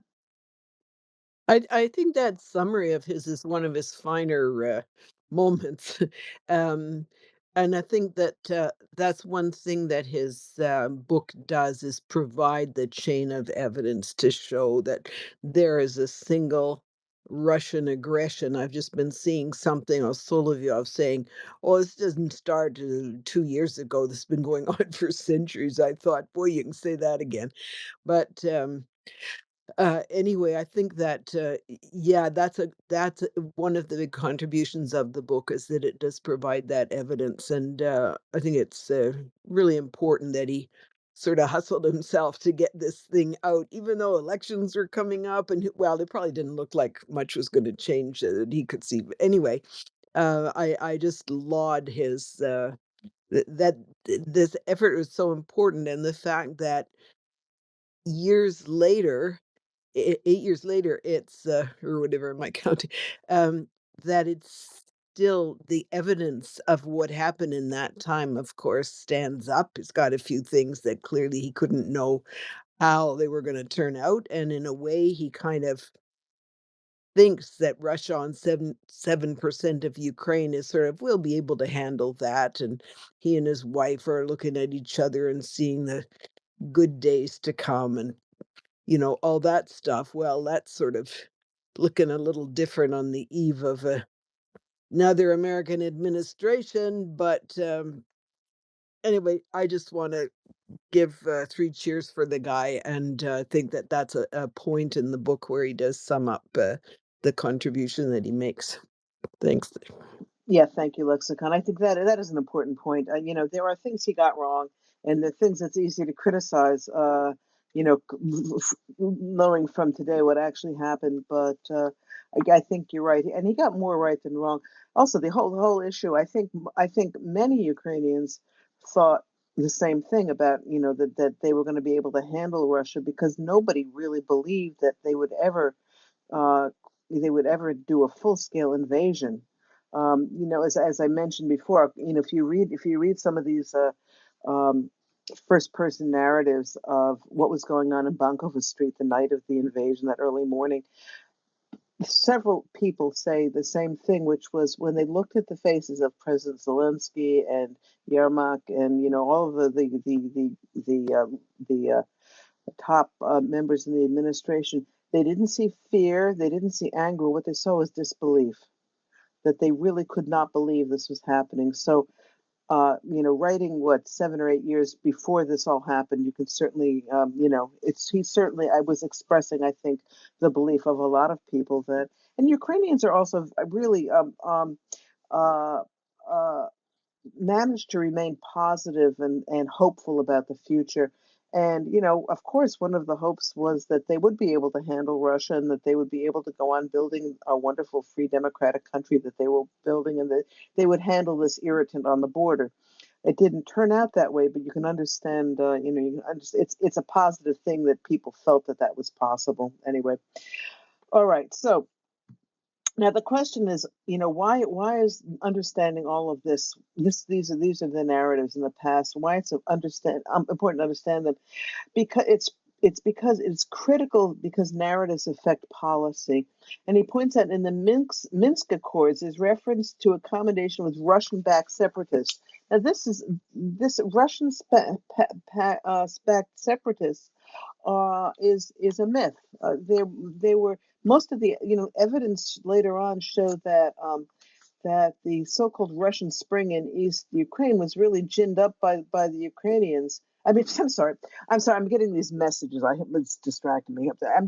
We were ginned up by the Kremlin, and it's clear that that's the case. But this narrative, you still see people repeating it. Once a narrative like this has been let loose, even if it's debunked afterwards, it still holds on. Which is why Professor Bondarenko was talking about the importance of pre-bunking things. Of if you know something is likely to be trotted out as an excuse, to go ahead and give the argument against it before it's even done, because that can keep it from taking hold. Anyway, but Adam. And which is also why I listen to a lot of supposedly conservative Albertans talking about worrying about NATO expansion. Like, can you even think about that from a paradigm of a decade or two ago? Like, it makes no sense. They've done such a good job. It's their only talent is active measures. And it's not just propaganda. It's called active measures because they are actively trying to take down our societies, and they never stop.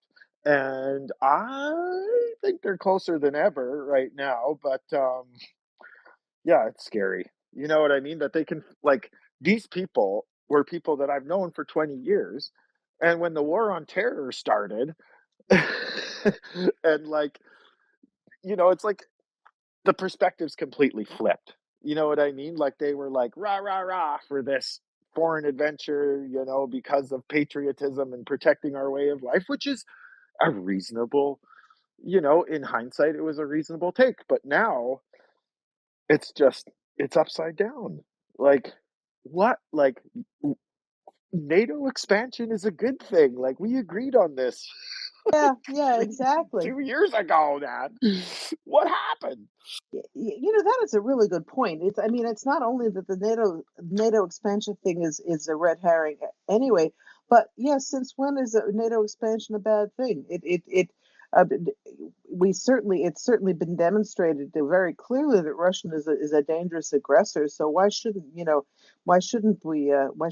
NATO expand to protect people? But it's this whole, this is the kind of division that Russia creates by with a totally straight face saying something which was totally wrong and a lie, that that they had been assured that NATO would never expand eastward, which of course NATO doesn't expand anywhere. NATO is countries request membership in NATO. NATO doesn't go in and take over countries.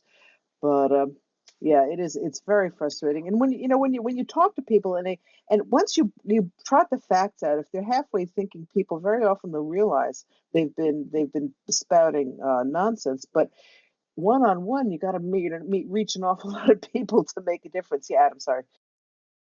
Oh, I just love showing Alberta conservatives I'm arguing with tanky tweets on my phone that say the exact same thing that they're saying. That usually wakes them up pretty good. So you have the same opinion as the global communist movement on this subject, my friend. What do you think about that? Yeah, and the other thing, I think a part of it, or at least a symptom of it, is I don't see Republicans in the States talking about Reagan anymore, and they haven't since like maybe the beginning of Trump times.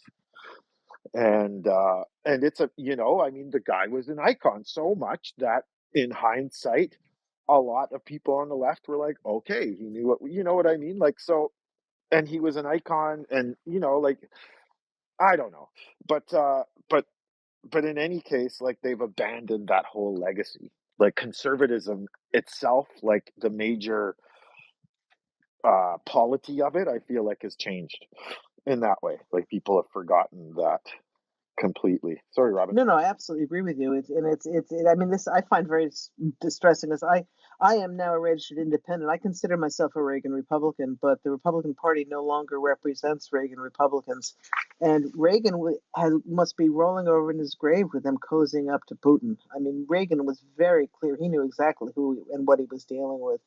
Well, it wasn't Putin at that point, but he knew exactly what the Russians were, and he called a spade, as they say.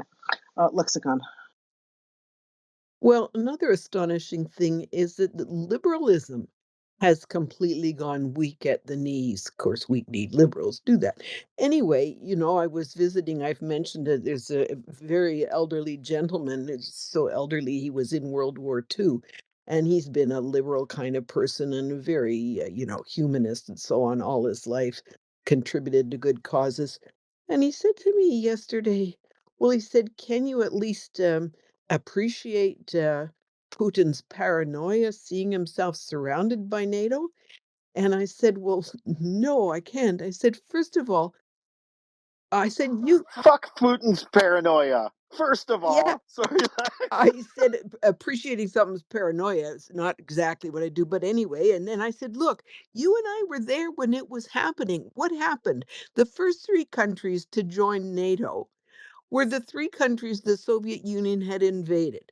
They were Hungary, Czechoslovakia, and he sort of forgot that that was one country because he's been keeping up with the times, and Poland. And I said 56, 68, 79, right through the 80s.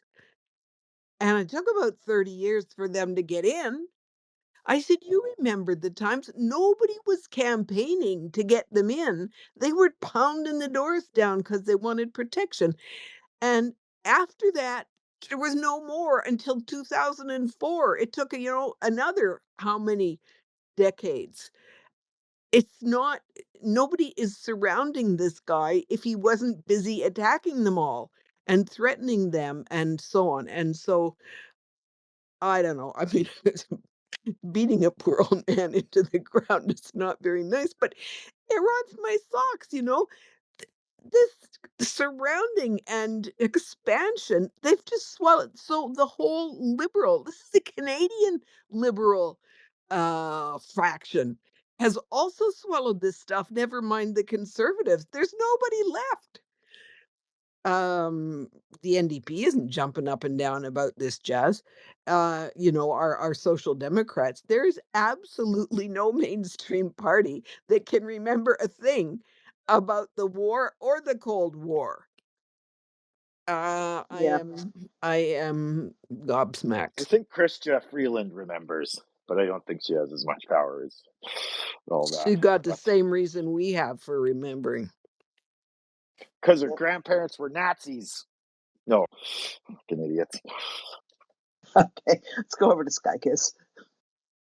Yeah, I just wanted to say that although I have had Republican friends, and I'm a Democrat from a very Democratic family.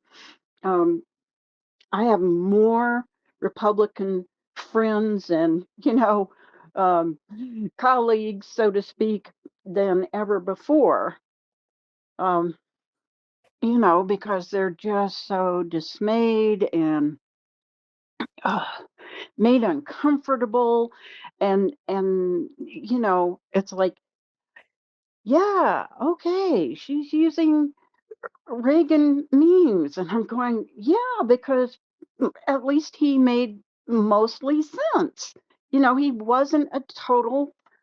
wasn't a moron in the first place. He had, been the governor of the largest state, and he did some things that were um, approved by Democrats back when he was president. And we have this just total nut job. Uh, yeah, the orange one. So about Russia, my entire life, I have known Russia to be the enemy, and I've never, there was just that one little glimmer of hope. What was it, back in the 80s? And then it was gone. It was like it just total fit. Yeah, like a little ember that just completely fizzled out and grew cold. And no matter what you saw on television, and you could feel for the Russians and the breadlines, it's like, yeah, but these people are just make no attempt. They make no attempt to be peaceable, to not at least threaten their neighbors. And NATO was formed as a defensive alliance. Guess who against? And then, we see this invasion in 2014. And my underscoring feeling is just Russia made war on Ukraine. That's what happened. It's not Ukrainian crisis. Ukraine didn't do this. Ukraine was just minding her own business, right? So Russia made war on Ukraine. Thank you. Yeah, thank you, Scott. That's exactly right, as they have done in the past on many other countries. Yeah, and as you say, the whole point of NATO was protection against Russia, and we can see that it was certainly necessary. One of the things, I really want, But we've got to get. Putler's Yeah, go ahead. feelings. Yeah, He right, has exactly. feelings. Hmm. This is Yeah, the way that we should run our geopolitics, is upon the what? feelings of tyrants. Just make Right. them happy so they're not mean anymore. Well, our feelings in general. Professor Bondarenko talked about that this morning too. That's one of the ways that Russia manipulates people is by making appeals to feelings rather than cold fact and understanding and logic. Because once the emotive part of your brain kicks in, it's very hard to think straight. And this is exactly. The I mean, like you're saying, who the hell cares about Putin's feelings? Or Trump or anybody else. That is just not a category. And I've had these discussions with so many people. It's become a thing in the United States. Well, I'm not comfortable with that, or I don't feel. It doesn't. It's not. I don't feel like it's right when. And I find it very hard sometimes to talk to people. Like someone I was speaking to a couple of weeks ago who was I don't think intentionally, but he was spouting one Russian propaganda, point after another, and every time, and I very logically countered what he said each time and said, well, these are the facts. This is why this is not true. But as soon as I did that, he'd flip over to some other thing, and then he finally ended up with telling me, flipping completely about he has relatives in Canada, and Canada is they say Canada is through because this liberal government is Jews can't stay in Canada anymore because and I said, well, he said, and I have proof. And I said, you're talking about one family's feelings. That's not proof. And he didn't understand. And this guy's graduated from law school. The guy has a brain, but he was so wrapped up in the emotionalism, he could not understand that the fact that this one family was getting hysterical about all the liberals in Canada were going to do something did not constitute proof that there was a problem. It constituted proof that they personally had a problem. So this is, this whole emotionalism business is really become insidious, and it's very damaging. And and worrying about Putin's feelings is part of the same thing. Yeah, Tracy, go ahead. Thank you, Robin. Yeah, it reminds me of that stupid thing about, we think about what Russia said and that indicted child snatcher and war criminal himself. Ukraine may have this weapon, Ukraine may have that weapon, Ukraine may be making this or doing that or, whatever. So what you're basically saying to me is that my neighbour, it looks a bit bigger and a bit tougher than I am. So therefore, I think I'll murder him just right now before he decides that he might throw a punch at me. That's basically what you're saying. And I think we have to just put across to people, like what you're saying now, Robin, how ridiculous that is. And I just see the way I've talked about before, just in my own society, people have become more selfish generally over the last, when you get to a certain age, you can see these things happening. And I've seen it. I saw it years ago, decades ago, and I just ignored it because I thought, oh, well, it's me getting old, like we do. We get set in our ways. I'm getting a bit old fashioned. We've got to leave these things behind. But actually, that's wrong. And that's one of the things that I've learned from Ukrainians is to keep hold of those traditions and those cultures and those little things, those human things that matter between people. Because I think what Russia is doing, using this propaganda, using psychology, using things like that, disinformation engineers that are very often very academically trained to know how to get people to act on emotions with things that they say. They're using that against us. They're using our humanity against us. And they're having us all react to things emotionally instead of looking at things logically, because just that story you just explained then, how that person did not understand at all that one person's experience or one family's anecdotal experience does not equate to facts of something. And I've heard a lot of people in the UK saying this, and this quite shocked me recently with everything that's going on in Syria. The first thing that they seem to be concerned about, and I'm not saying that you don't have a right to be concerned about these things, but how you manage that concern and what you do moving forward is important. And it seemed to me like more people were more concerned with the threat that would have to immigration for illegal immigration and things like that. And I talked about it with you, Robin, the way that we just don't seem to be, and again, I'll talk about my own society, as caring, as understanding towards each other as humans, towards the vulnerable groups in society. And immigration is one of those big things that Russia uses in terms of propaganda and to get us all to react to those hot button issues, if you like, that we all have within our domestic politics. And we have to stop this. We have to stop Russia and any propagandists that want to use these tools against us, turning our humanity against us, getting us to turn on each other, to judge the wrong groups of people in society, whether that is vulnerable people or another different group of people, because we know that Russia is pressing on those cracks to make those divisions bigger on purpose, because democracy is never, ever going to win, and Ukraine is never going to win if we don't all stay united. So I was just thinking about that as you were talking then, Robin. I think that is exactly what Russia is doing, is using our humanity against us and using the fact that our societies seem to have become a little bit more selfish in recent decades, and pressing on those cracks. I hope I'm making sense. Yes, you're actually making a lot of sense, and this actually feeds into exactly the next point that he makes, which is, this has not worked as well on Ukraine as it's worked on other societies.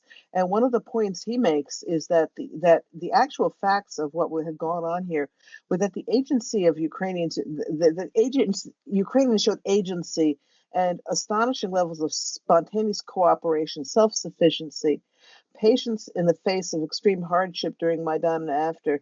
And that was why this selfishness, this attempting to turn Ukrainians against each other didn't work, because the society was already to some extent inoculated against it. But as he points out, and this is indicative of what you're talking about, Tracy, too, is it received very little attention in the Western press, because that's not the kind of thing that Russia wants us to hear, and it's not the kind of thing that it's not clickbait. It doesn't make people want to read about it and how wonderful Ukraine is, and how everybody gets along, and how there's kindness and patience and all this stuff. That doesn't sell. That I mean, our media is a little bit broken that way too. Anyway, yeah, okay. So we're gonna Very broken. Yeah, It okay, was yeah, very proven broken. very early. Sorry, I wasn't disagreeing with you. I was segueing, I think. But like, I know. I'm sensitive, and I just want to make sure you're okay. He's a sensitive Ukrainian guy. Well, Aw. mostly because of lying here with rubbing my temples. Had a great time yesterday. But like, even after MH17, even after Strelkov, even after and all of his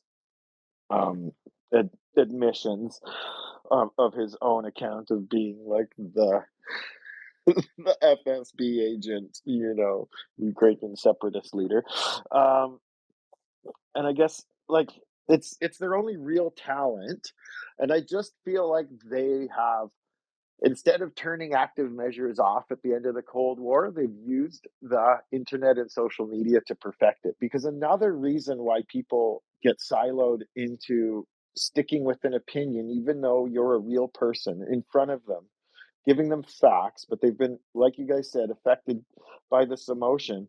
But also, the attention span is so short. Like, our attention spans have shortened so much that it took me, I'll be honest with you guys, I was a lot less of an open-minded politically person than, that didn't make sense, you know what I mean, then and it was this war and concentrating on this one subject matter and getting really informed in a certain direction that allowed me to see that it's not a yes or a no, it's not a black or a white, it's always so much nuance. And that's why the propaganda works, is because it's half truth, it's just spun the wrong way. And then once you get siloed into your opinion, it's your opinion and you defend it because it's part of your character, which is another stupid human thing that we got to get rid of. And and we don't have the attention span unless we're really involved in a certain subject to dig down and get to the bottom of it. Like, even if someone's right in front of you, because I've experienced the same thing, Robin. Like, highly intelligent people, that when you drill them down on stuff that's really easy to debunk, that we've all debunked a bazillion times, this NATO expansion, like the oldest, like, I always tell people, if I'm being angry on my NATO account on Twitter, and I just, oh, NATO expansion, let me dig down to the very bottom of my war meme pile. You stupid loser. Can you not find something new to say? This has been debunked in March 22. Shut up. Gee, I have to find out Sensitive what and your alter volatile. ego is. Yes, exactly. Okay, yeah, okay, You don't all want to. true. He's a terrible Yeah, person. okay. If you insist. Okay. What I do want to do though is, come hell or high water, we got to finish this book this week, because what we're doing the next 2 weeks is going to be all about Ukrainian Christmas, and it would sort of lose something if we did it all in January. So. Excuse me. Okay, so I'm going to go quickly through the section he calls "Summing Up the Revolution," which is, as he says, this is a review of Maidan and its aftermath, because the point that he made, the revolution started at the Maidan, it didn't end there. But he talks about that the early days of Maidan, it was, as he calls it, rather magical.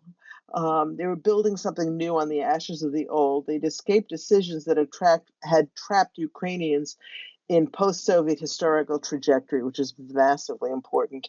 That was what Yanukovych was trying to do, is to drag Ukraine back into the Soviet, mentality, and Ukrainians rejected that quite strongly.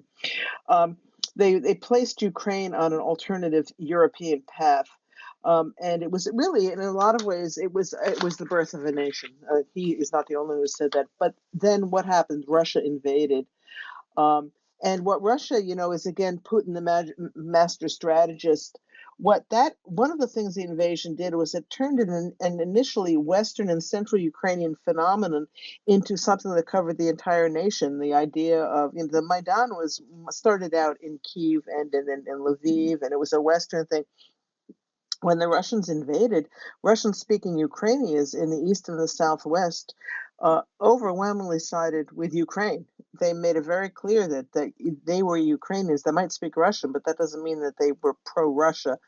And as we found out later, that even the minority that was expressing pro-Russian sentiments, a lot of that was ginned up by Russia. There was some support, but not anything near what this whole civil war narrative didn't have anything to build it on. The revolution the Revolution of Dignity really erased a lot of the previous regional differences, divergent identities, and we've talked about that a lot. The Ukrainian-speaking West and the Russian-speaking East, and even things like the shepherd up in the Carpathians and the professor from Kyiv.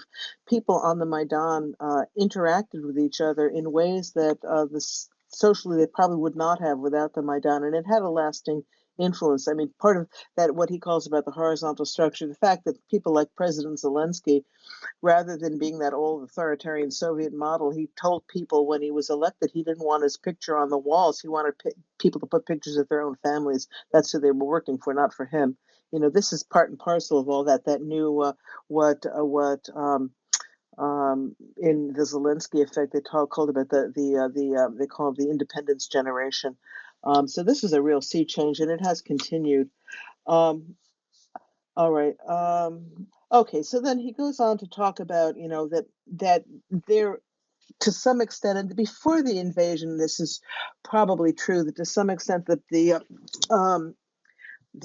appetite for change had somewhat waned, because of course that's what happens. And we saw in pre-invasion that Zelensky's popularity had gone down, but then the Russians invaded and everything changed again. So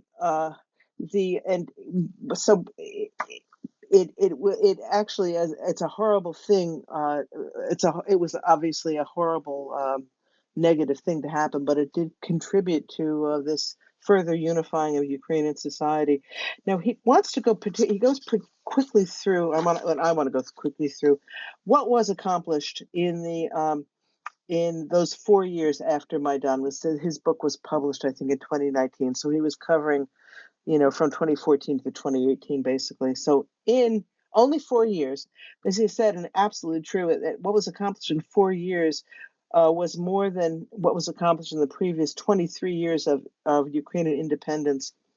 One, rebuilding of the Ukrainian armed forces, that big thing, obviously. This is what saved Ukraine. This is why Ukraine is still standing, because they had a modern military to protect themselves, among other things, including all of the civilians who stood up.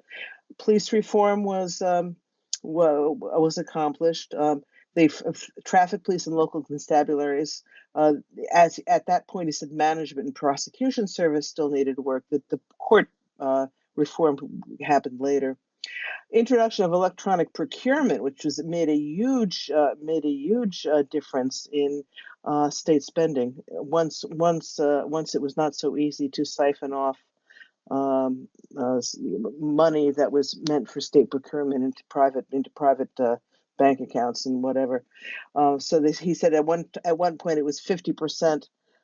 It was an additional 50% that was going to kickbacks and insider deals. That was reduced very much once there was an electronic procurement system, a system which has been adopted by a lot of other countries at this point. It was really It's created a new standard in accountability and openness.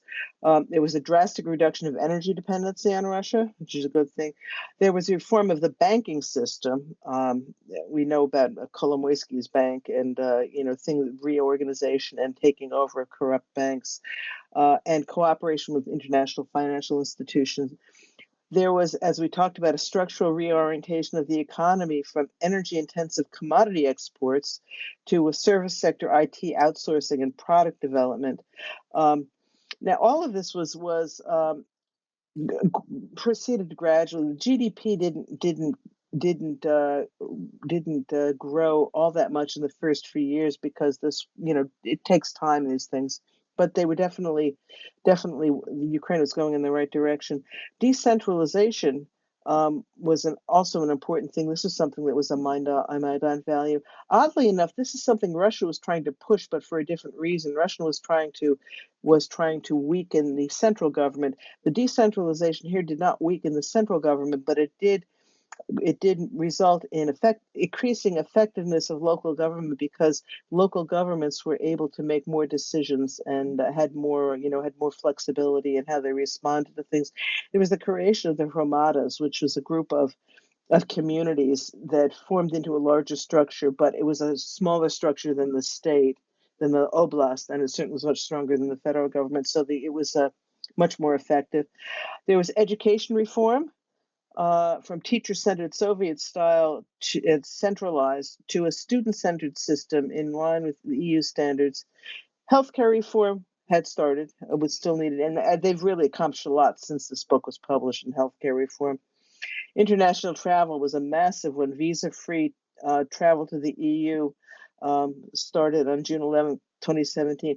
This is something I didn't realize the full extent of the difference this made. So apparently, until that point, not only did you have to get a visa to get into the EU, but there were only a couple of travel bureaus, I think, that you had to work through, very expensive, and you had to buy your ticket to get out of the country through these particular organizations. So it was onerously difficult to get a visa, and you had to have a lot of money just to buy your way out of the country. That was gone in 2017. In fact, Adam, as an aficionado of Servant of the People, you remember that scene the day after the visa-free regime went through, that President Holoborodko goes to work and nobody is there in Kyiv. He's like the only one. He ends up talking to an AI thing, mattress salesperson in a mall, because there's no one to talk to because Falls everyone in is love left. with her.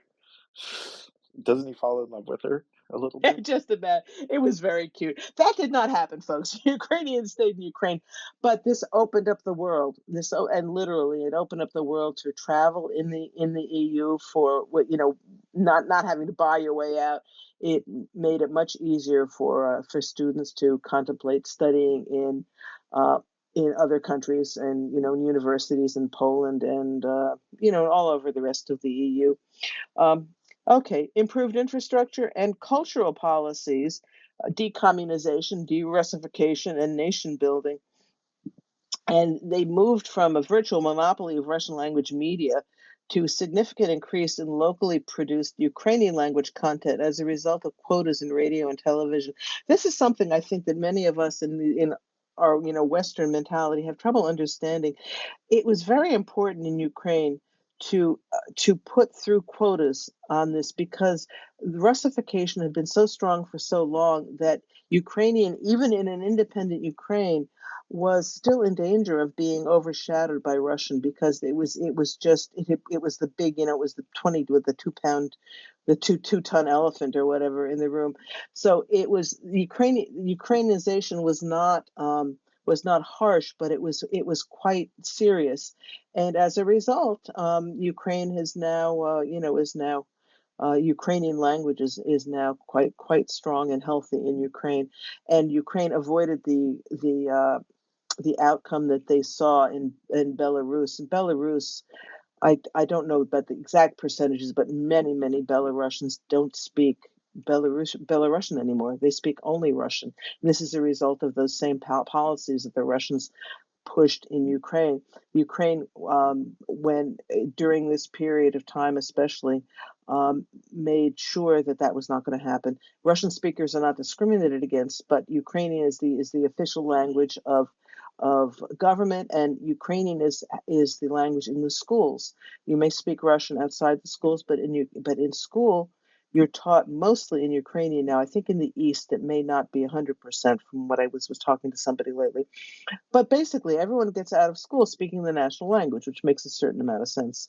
And but One all of would think yeah. that a fascist junta, a democratically elected fascist junta, would be about burning those Russian books, but I don't think that ever happened. Oh, I guess they didn't think of it, Adam. That's a that's a very good point. And not to mention, President Zelensky's comedy troupe would have been banned from the country long before he ran for a president. Not to mention the fact that "Servant of the People," that wonderful Ukrainian sitcom, is mostly in Russian. Yeah, it was Russian was not. Yeah, it was. Russia was an issue only in that it was when it was used to try to destroy Ukrainian language and culture. Other than that, I don't think we Ukrainians had any problem with it up until it was made a big deal by our friend there, the orcs. Okay, cultural policies, we said, okay. Oh, and a reorientation of memory politics with a ban on Soviet cultural symbols, and a celebration of distinctly Ukrainian identity, but not, we were talking about, not restricting expressions by minorities. But that was where all those Lenin statues disappeared. And what do we need Lenin statues in Ukraine? Lenin was not a Ukrainian. So, it really, all of this made sense. I think it bothered some people with liberal tendencies in the West, because again, as we're talking about not understanding what it's like to be under occupation, Ukraine was, in the Soviet times, was really under occupation to some extent too, and this was a very important cleansing. And it's amazing that unlike the French Revolution, the Russian Revolution, there was no bloodletting involved in this. I've read articles on this. It was called soft Ukrainization. There was a real understanding that they were going that Ukrainian culture and language should be taught in the schools, should be encouraged. But So no death camps? yes, From the fascist exactly, no junta? death camps. In a word, yes, there were no Ukrainian gulags that people These were are sent to. bad fascists. They're really not good at it. They are as bad at being fascists as they are at being anti-Semites. Ukrainians have totally failed in both of those areas. It's just very sad. And the bottom line here was all of this was informed by one very simple desire that was expressed often on the Maidan: to live in a normal country, to live in a normal European country, rule of law, civil rights, all of that. That's all Ukrainians have ever wanted. That's all Georgians want now. And that's something we all should be supporting. Okay, so the next stage of development, he points out, and this is still a work in progress, is to modify and develop state institutions that reflect the core concepts of the Revolution of Dignity. And it's a work in progress, as obviously it probably will be forever, because that's a big it's a big change. We're going to go to agenda for the future in a minute, but I want to see if Adam has anything to add before we do that. Yeah, it's a good list that he has, and I think it would be even longer today, as demonstrated by our lovely Tracy SBU fellas reporting every day, every week. There's a new action on the anti-corruption front, and yeah, it's kind of funny seeing I just want, not directly to this section, but we were speaking earlier about how Russia, Ukrainians kind of like shrugged off, and lots of them just spoke Russian and when they could, or in their daily life, or Ukrainian when they needed to, and it wasn't a big deal. And it's just so funny that it was the Kremlin and imperialist Russian Ruski Mir that was pushing this idea and actually accelerated it and actually fulfilled their own prophecy. And I'm not talking about oppressing Russian speakers, but it's like the old fable about the wind and the sun that try to take the man's coat off, right? The Kremlin is trying to blow the code off, but like the sun is just does its thing because of anyways, it doesn't match. Oh my god. I lost the train. I hope you got a point out of that. See Poor Adam. myself out.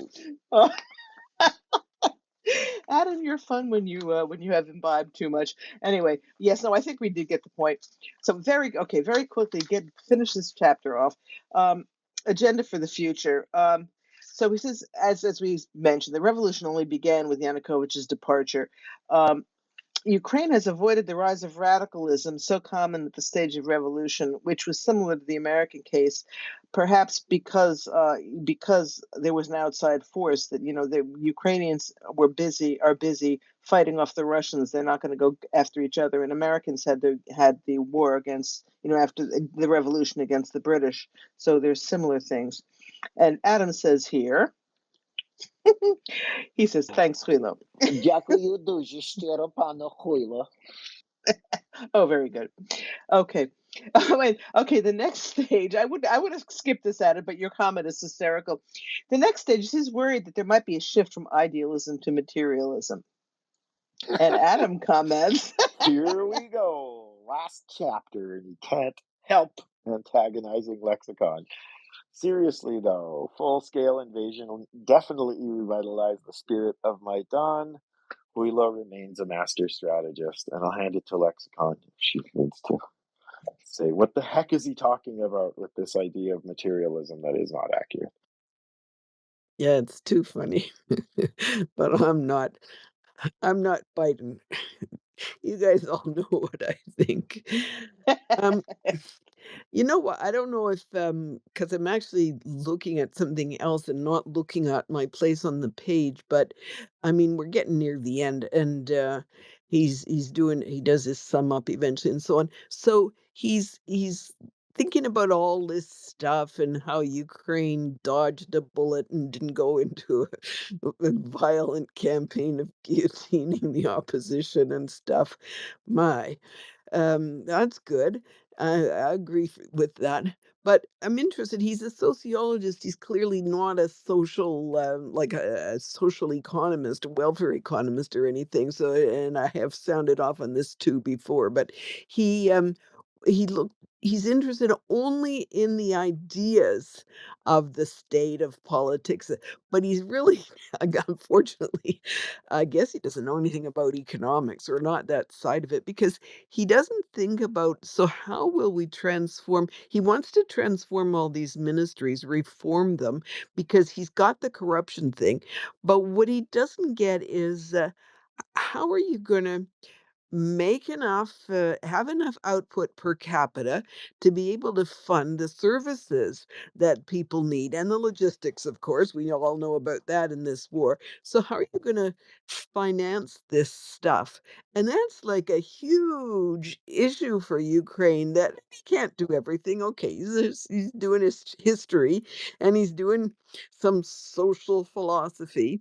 But of course, the big dilemma to me, and some people that I'm starting to read, as I've mentioned before, is well, as a matter of fact, when there's this criticism that Zelensky never had a program, it's true that he doesn't have an economic program aside from reform of corrupt ways and fighting this war is his task. But how they're going to solve these other problems, which are the big issues, for conservatives and liberals in countries everywhere.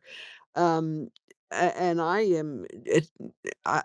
hope maybe I can find a reference that might be something interesting to look at. Maybe someday in our cultural hour, we can talk about the views of some of these people who think those questions have to be tackled. So, yeah, as he shows, the war came in, and little does he know, the war really is going to come in, and it's going to intervene, and we're going to suspend until that's over, more or less, suspend an awful lot of questions of the economics of social welfare. So there it is. That's what he calls materialism.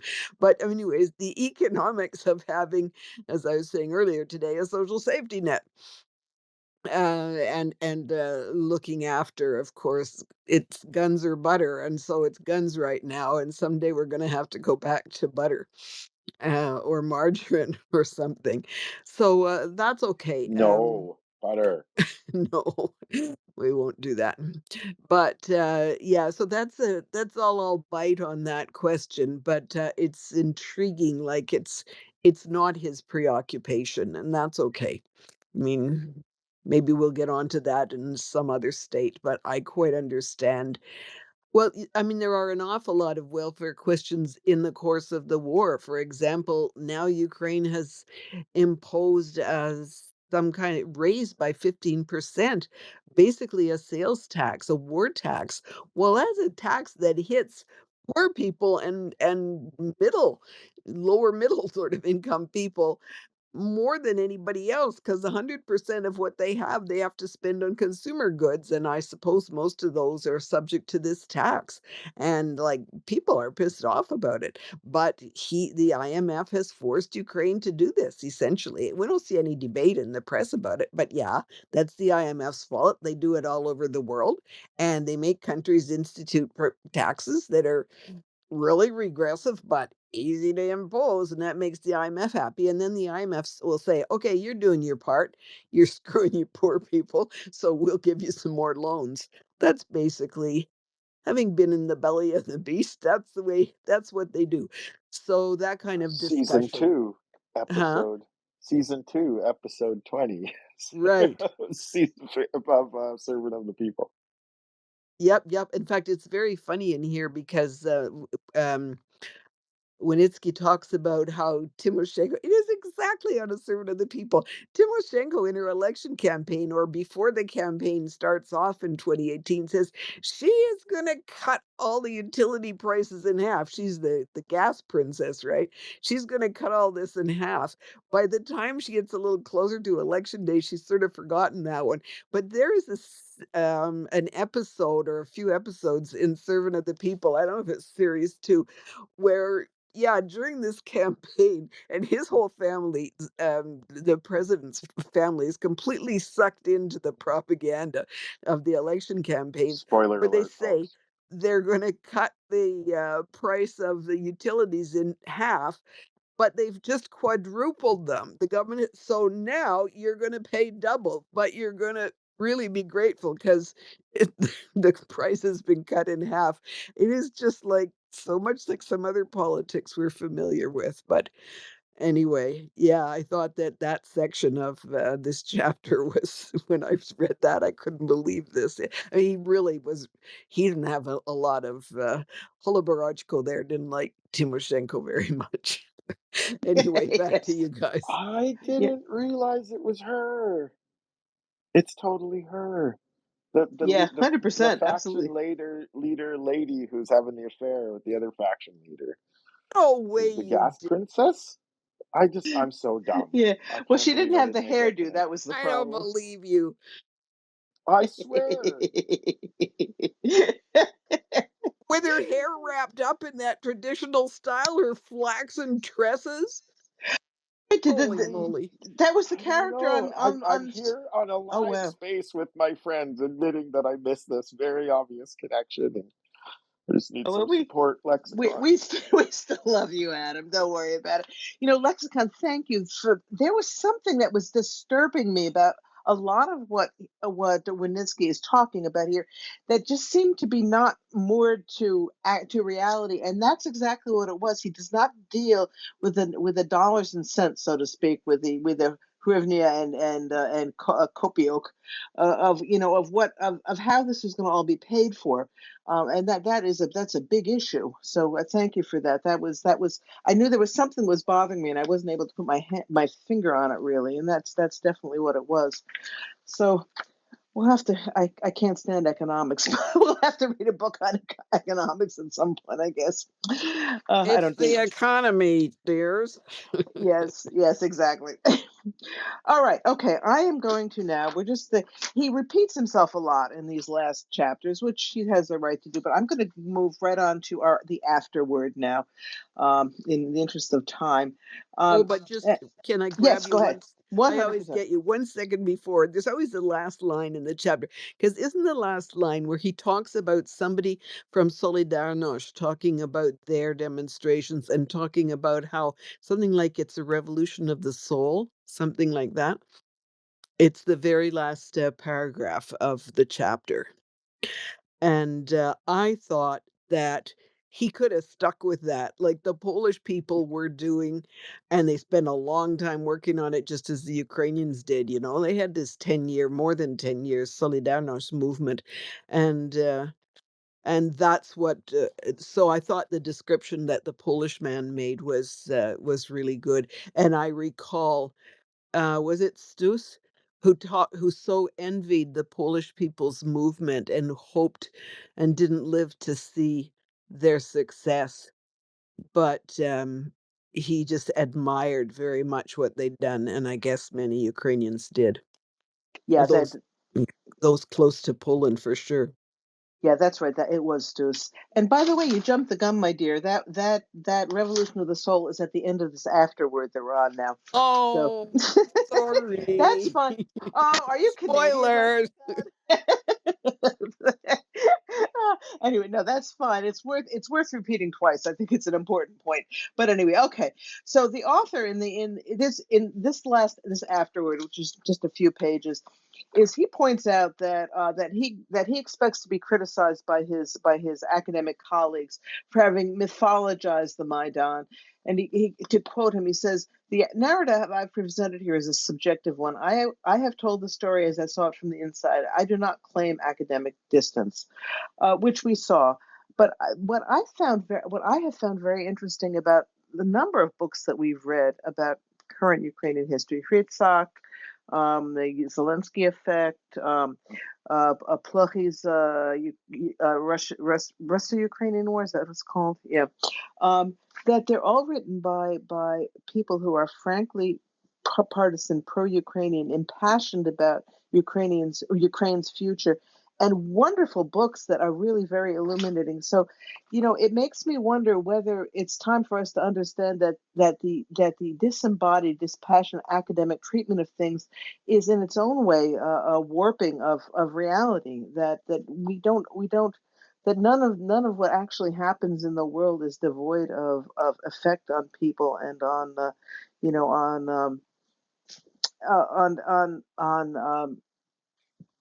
the personal experience is a very important part of this. So I just thought that was interesting, but I'm sure he's right that he's going to be criticized for that.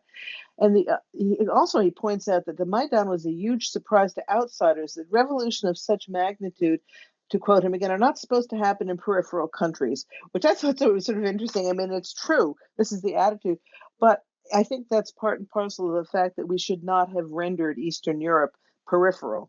That we would have done much better if we had understood that Eastern Europe is as central to the world as Western Europe or the United States or any other place. They were under the Soviet thumb for a long time, but that's no excuse to not take them seriously. If we had taken Poland and the Baltic seriously years ago, we would not have allowed Russia to get into the position it's in now, where it's still wreaking havoc on its neighbors. So, yeah, consigning Eastern Europe to the periphery was a major mistake on our part. In the so-called Cowardice. yeah. Okay. Good. Yeah. Yeah. That's right. They That's right. collapsed in front of us in Yeah. 1991. They fell down on their face, and then we sort of were like, "We won. Take Yeah. Exactly. capitalism, and we're not going to watch how you do it, and everything will be okay." But basically, like our politicians, but because we haven't pushed them, because in the end, as much as we hate them, they're a tool that we just don't use in general. Um, they don't. There's just no statesmanship. There's no courage. There's no like. Their job is to make us understand what we should do in the face of our values and what's happening in the world. You know what I mean? And I think this is his idea of materialism. As warped as it is that we've kind of gone down this road where values don't matter. You know, the price of potatoes this week or next week or eggs or whatever is what matters.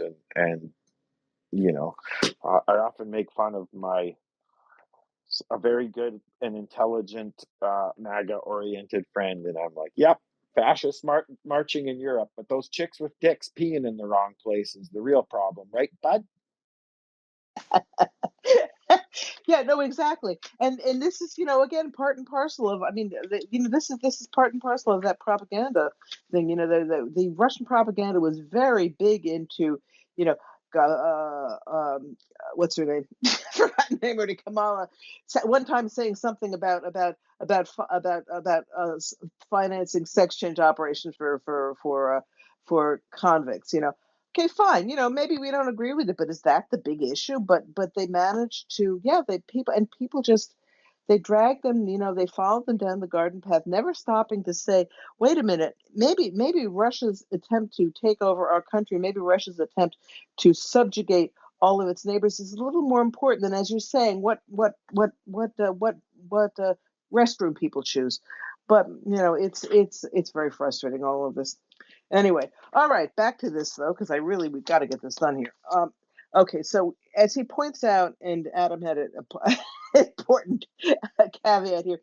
He says in before Maidan to after, Ukraine went from a hopelessly divided, utterly corrupt, backward client state of Russia in the popular imagination, to which Adam says, Oh God, you can tell I made these notes today. Easy there, bud. They still had elections. well, Made me think of that meme of like the presidents of Ukraine versus the presidents of Russia through the yes, years, and it's just like exactly. Putin, Putin, Putin, Putin, and Right, it's like right. we're not perfect, but we still try. Yeah, exactly. And there was peaceful transition of power, even in the worst, Yanukovych days and everything. He may have gone kicking and screaming, but they got it right in the end. So yeah, no, it's okay. But I mean, he's overstating his point. But he's saying it went from that to during Euromaidan, during the Revolution of Dignity, to being on the top of the headlines, millions protesting and demanding integration with the EU. And there was a transformation of perception. Bernard-Henri Lévy, who has done a couple of really wonderful documentaries in the last couple of years in Ukraine, it's called Kyiv, the capital of Europe at that point. U.S. senators said Ukraine will make Europe better and Europe will make Ukraine better. Pretty good for a formerly totally corrupt, basket case of a state.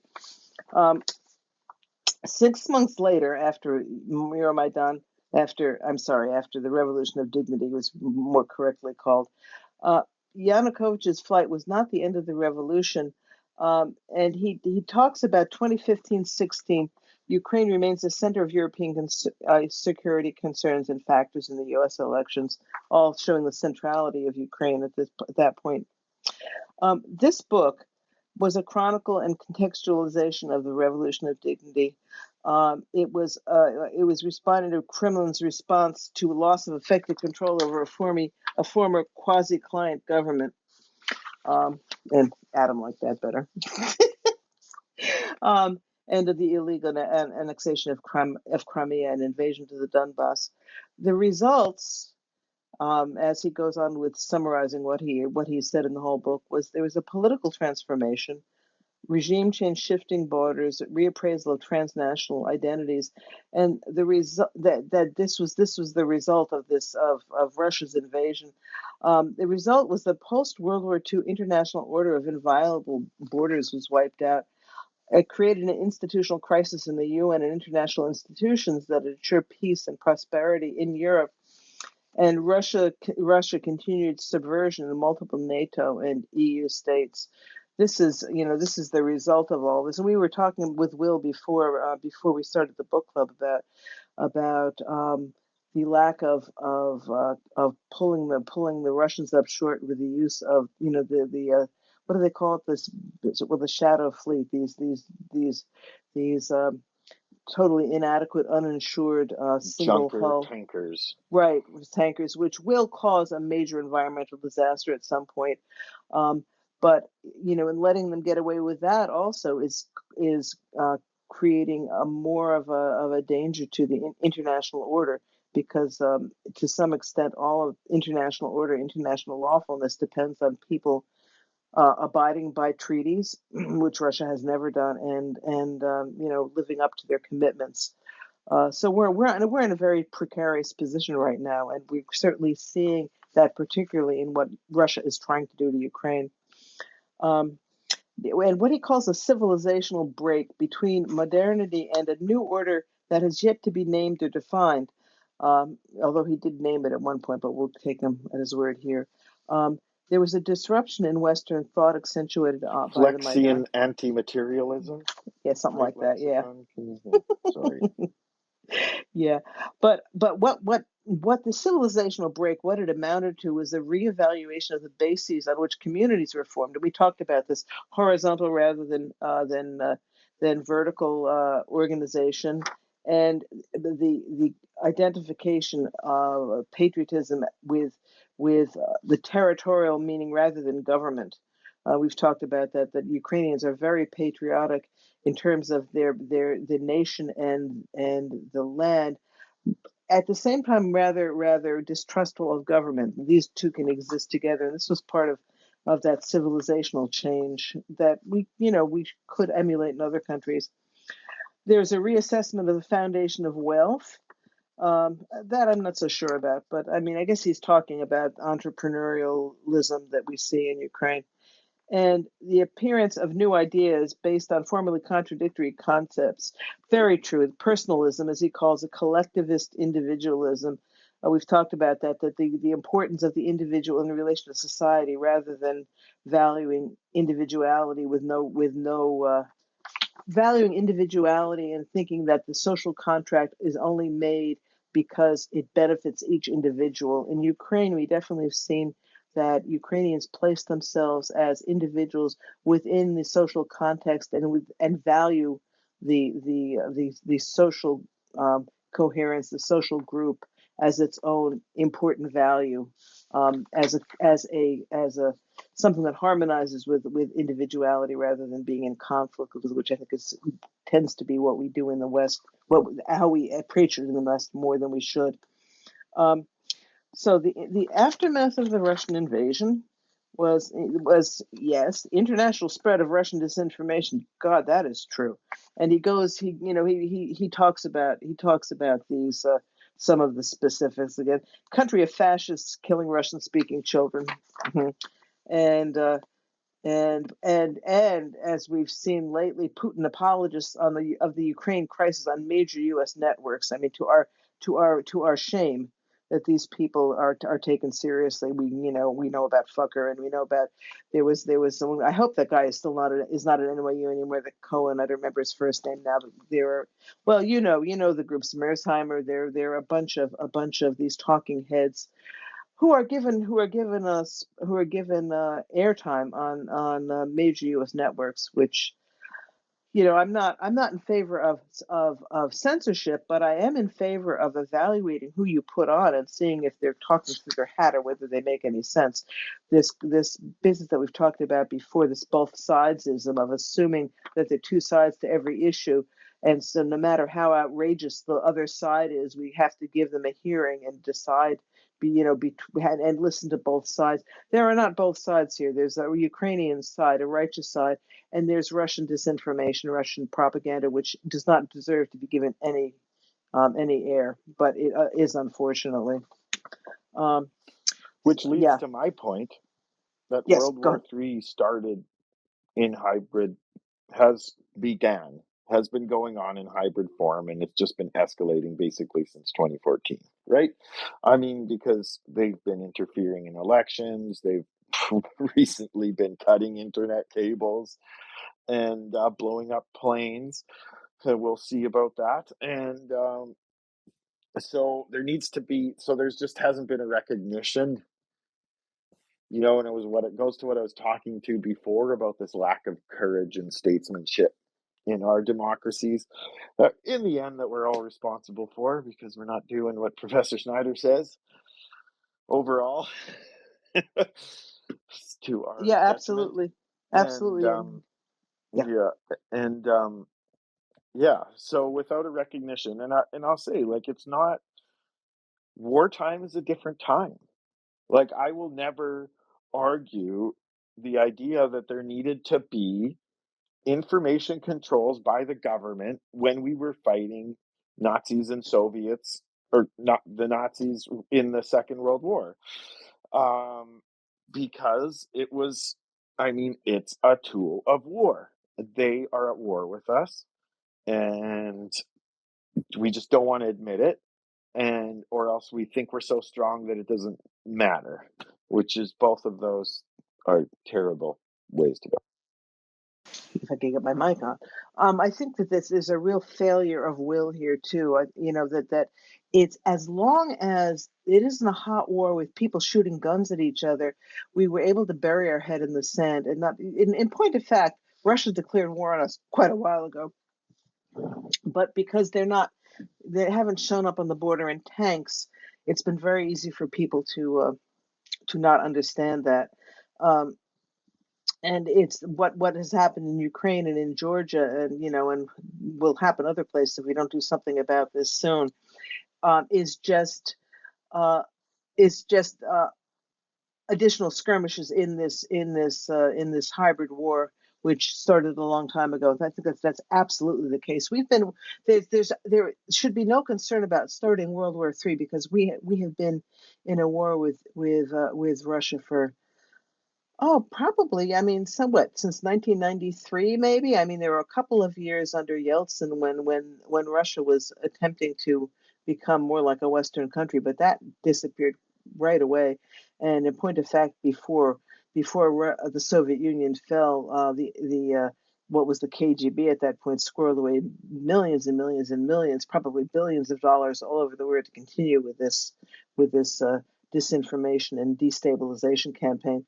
So, yeah, to go on way too long, but I absolutely agree with you. The war has been going on for a while. We just have been asleep because we didn't want to.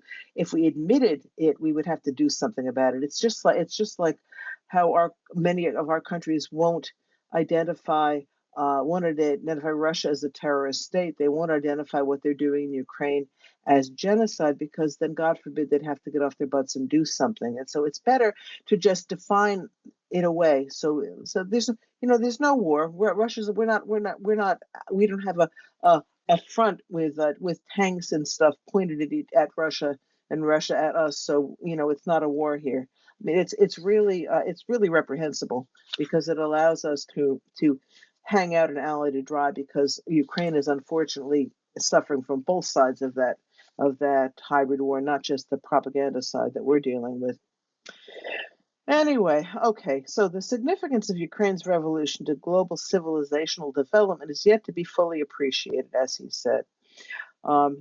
Ukrainians proclaimed a right to a dignified existence. They learned to organize, act collectively, and become a civil society.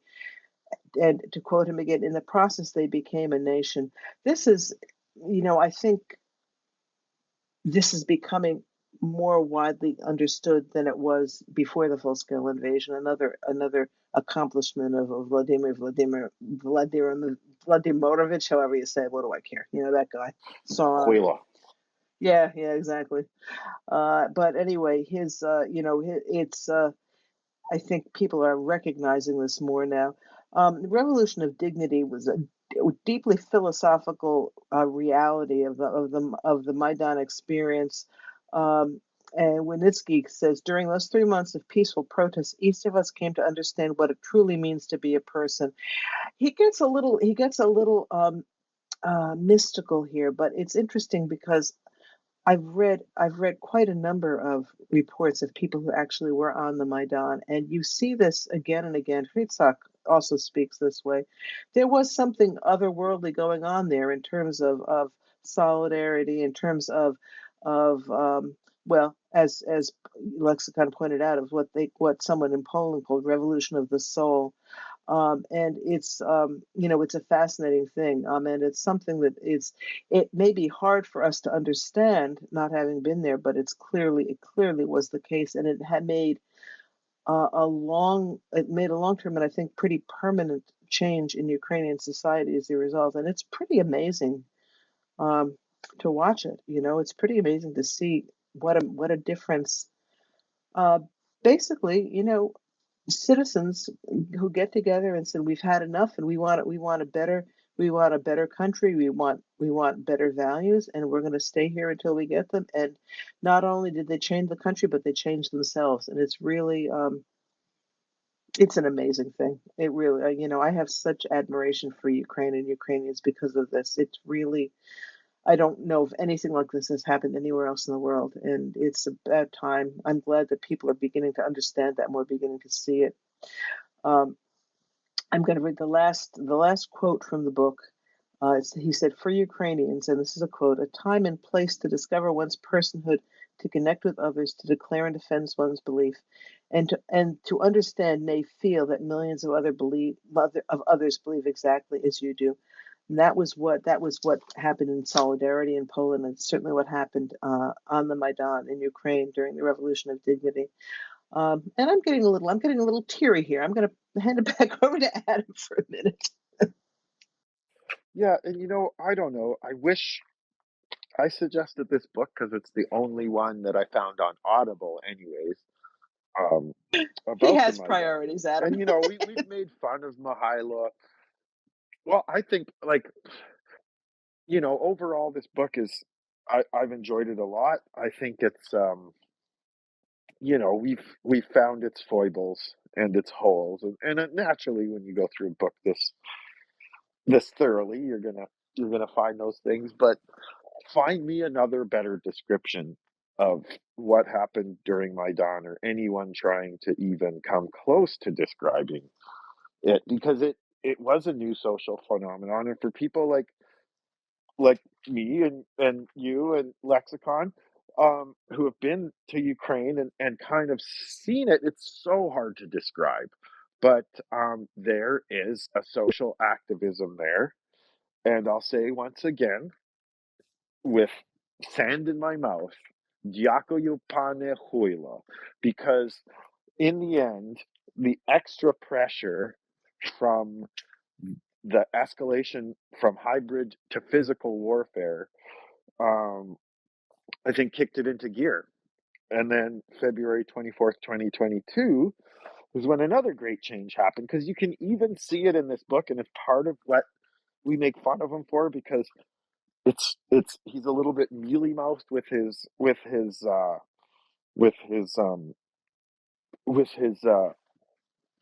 criticism of the Kremlin sometimes, and it's because hindsight is 2020 and we're looking at it from now. But I think he properly represent like this book represents how Ukrainians felt about it in 2018, because they have lived together as neighbors forever, for centuries, for as long as either of them been countries.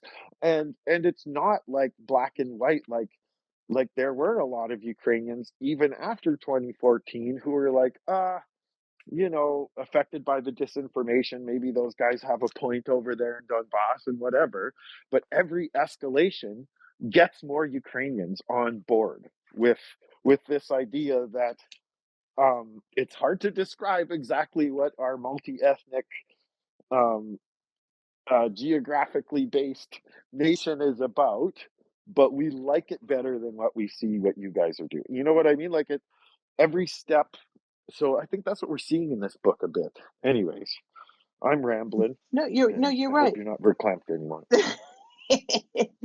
No, you're right. It's he does he does chronicle the changes very well. And one of the things I really respect about this book is you can see there's a tension in him between being, as he says, being the dispassionate academic, which is his training and his background. He has a lot of experience of that, and being passionately committed to Ukraine and to the revolution of dignity and to its values. And he lets us see that part of him. He lets it come out, which has got to be a risk to some extent. As they said, he's probably, I don't know, I haven't looked at reviews of this book. I would not at all be surprised if he was criticized by some of his colleagues for being too emotional about these things. And you have to give that person a lot of credit who's willing to do that, because I think it really did. You could tell it was not 100% comfortable for him. Um, yeah. Anyway, so Well, that's it. Great book. We've learned a lot. We have about 8 minutes left. I just will tell you what's going to be happening in the next few weeks so people can prepare. Next week and the week after, given that I get enough Ukrainians up here, so anybody, if you are Ukrainian or Ukrainian diaspora, you know Ukrainians, please ask them to come and join us for book club, because what we want to do, we're having what I think of as a little palate cleanser. We're going to have a deep dive into one of the most charming and wonderful uh, um, what's the word? Spiato. What's the word? Celebrations, holidays in. You couldn't think of the English I word, know. but you could think of the Ukrainian word. Exactly. No, That's I'm progress. well, That's yeah, not right. bad. I That's won't good. speak any language pretty soon. Anyway, but Well, yeah, you'll just sound really worldly and way too intelligent for anyone to understand, and right, they'll just right. be like, "Oh, I can only Robin." think of it in Ukrainian. No, but anyway, okay. So anyway, but anyway, we're gonna the next 2 weeks we are going to be and you don't need to bother to get this book, although I think Adam you should listen to it because it's just an absolute charming. But I highly recommend it. But don't feel that you have to get it. Yaroslav Ritsak, our dear friend Yaroslav Ritsak, and where is this book? So I never remember the co-author's name. Oh, where did I put it? Well, there's a co-author. I'm sorry. I don't know where I put the book now. Oh, here it is. Okay, and uh, Nadika Gerbish wrote this wonderful book called A Ukrainian Christmas, where they do discuss, the history a little bit and everything, but also it's just a beautiful book about how wonderful the Ukrainian Christmas is. What I'm planning on doing next week and the week after is, well, we're dividing the book in half. It's got, I think, 8 or 10 chapters, small chapters, and we're going to discuss the topics in the first half in one week and the topics in the second half the following week. I'm just going to find small passages to read, hopefully 10, 15 minutes at the most. And then we're going to open up the floor for Ukrainians to come and tell us about their memories of Christmases past, and and what it means to them, and the things that they value. And I hope we will get a lot of people up talking. We have 2 Ukrainians here who I will impose upon, and I hope bring your friends, folks. um, and we'll just enjoy, have 2 weeks to enjoy wonderful things about Ukrainian culture, because as we've talked about many times, part of the reason we value Ukraine so much, we're committed to trying to support any country that's being invaded by a genocidal monster of a neighbor. But in the case of Ukraine, there is so much to love about Ukrainian language and culture and history, and I think it's important to put a focus on that before we go back to serious topics having to do with Ruski Mir and the war and everything, that we should have a couple of weeks to just really enjoy Ukrainian culture. After that, at Lexicon's ceaseless lobbying, we're going to be reading Russia and Ukraine, Entangled Histories, Divergent States. And I'll put that up soon so people will know. Maria Popova and Oksana Sheva. This we're going to be delving into, among other things, Ruski Mir, how Ukraine and Russia got the way they both got, and how they are as divergent states, how uh, they're not at all similar anymore, if they ever were, and which I debate. Anyway, again, the name of it is Russia and Ukraine: Entangled Histories, Diverging States. Maria Popova and Oksana Sheva. Feel free to DM me if you want to get the citation for it, because I didn't prepare a tweet, I'm afraid. We'll try to put that up during the week so people will know ahead of time. And that's about it. We have Okay, until Adam. next year. We have until next year. This is right. Yes. This will be perfect for the Krishna season. Okay. Oh, we've got some hands. Let's go to Lexicon and then Tim, who's I think a new speaker for us. Go ahead, Lexicon, and then we'll go to you, Tim. Well, it sounds great, but I just want to thank you, Robin and Adam, for, I mean, the amazing work you guys have put into Wynnyckyj's book. It's that we've got through this thing, and really with the excellent timing, is amazing, because it's a dense book and it's long, and you just like tremendous notes every time, week after week. So I really appreciated. Adam, you're finding the book for us. You're quite right. I don't know what else could have told this story.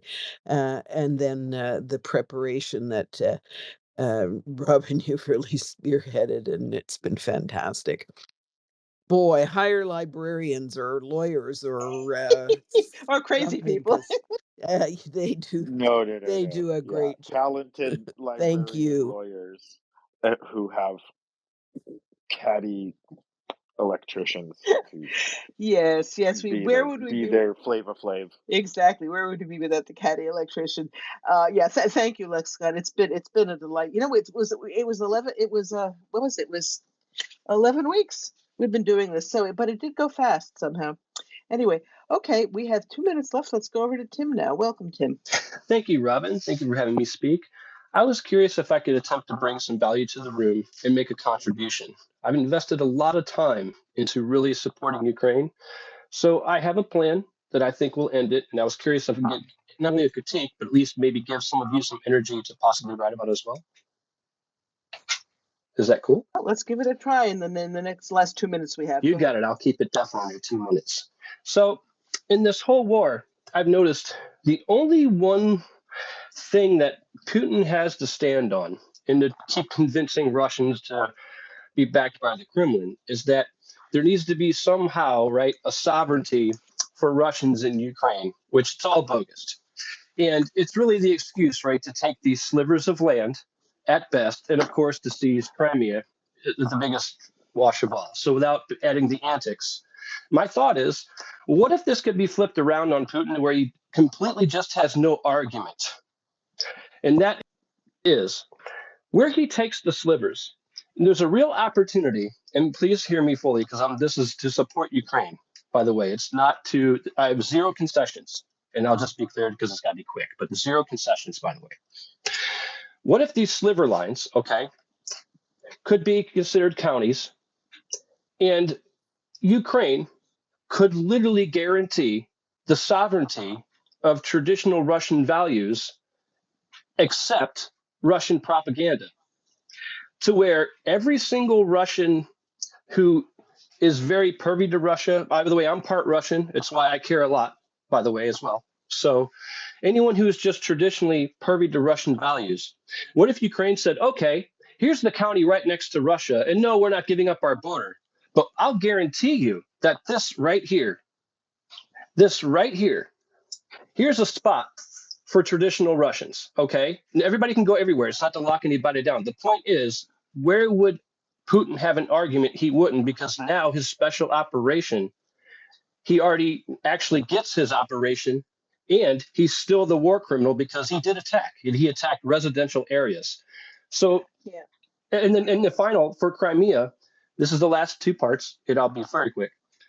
Have it more traditional to the north, open up Crimea to more of a progressive view, and keep that so not a buffer zone, but similar, keep it all Crimea. But once again, give somewhat of a stance that, because to finally close, I guess to be very quick, at no time did Ukraine ever exile any person who had traditional Russian values. We know that has nothing to do with the war at all. It simply has to do with Russian propagators inserting themselves into Ukrainian politics, subvertently taking over, and the rest of us across the world thinking, oh, it's just something that's happening and there's nothing going on, when it was very, very subvertant. So I believe if there could be a county line issue, then I would think Putin would have no more argument and it would reinforce the border. And what do you guys think? Thank you for that, Tim.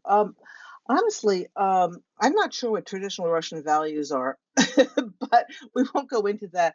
Um, in point of fact, there's nobody stopping from anyone in Ukraine from having whatever values they want to have, as long as they're loyal to the state and not helping with a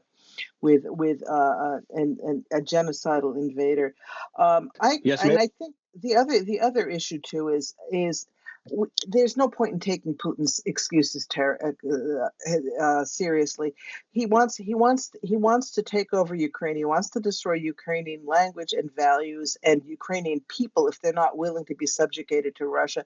So he'll come up with something else if that excuse doesn't work. So taking away his excuse by making some kind of a by sort of papering over or making a stop. I understand what you're saying. This was not. Oh no! If I could jump in, to beat him in court, not to be rude, but to literally beat him in court so that way the rest of the USA and the other free parts of the world that are still under his spell can really realize the reality of that situation, because all it is to try to say it's discrimination.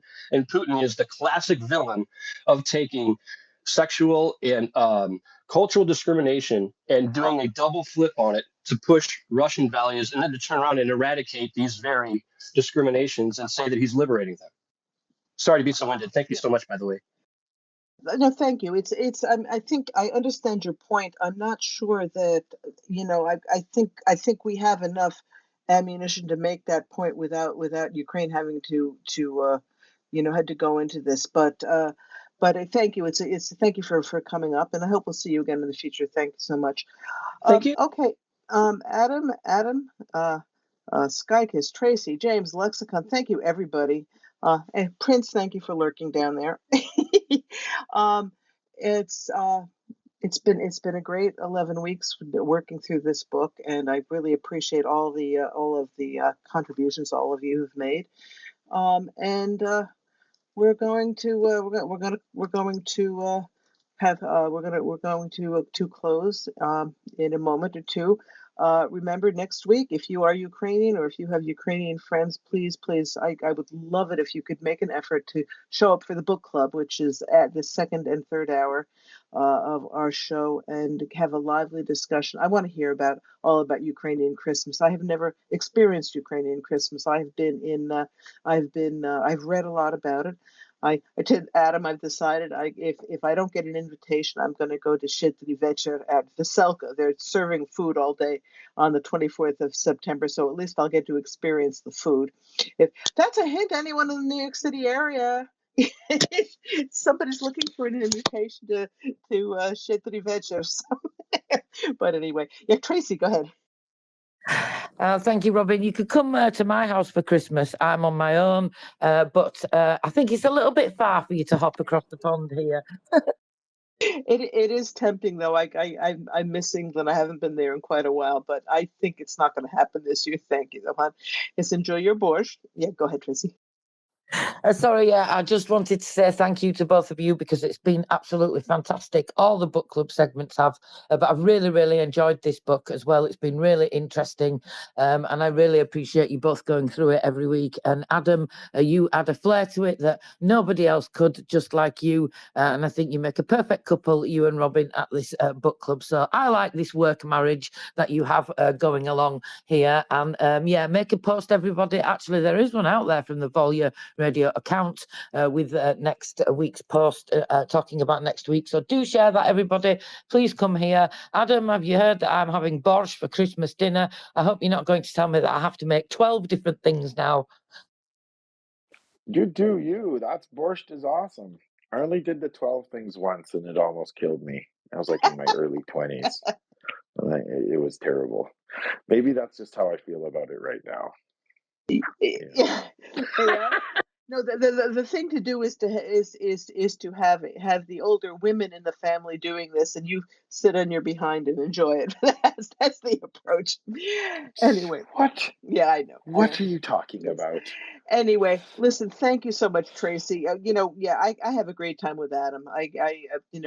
I enjoyed when I was working with Alan and with James. We've had some great. I've been fortunate to have some great co-hosts who I've worked with, but Adam and I have a lot of fun, so I do appreciate it. And with that, I am going to say thank you, everyone. Never mind, I can't remember that. Anyway, I'm going to say good night. Na dobranic. Yes, dobranic. And spokojnej noche, we wish to all of our Ukrainian friends that they should have a quiet night, because that doesn't happen very often, unfortunately. And Slava Ukraini. Heroem slava. Heroem slava. And pobacimo skoro, or skoro pobacimo. So we will see you all very soon. Good night, everyone. Welcome to For the Radio, Slava Ukraini.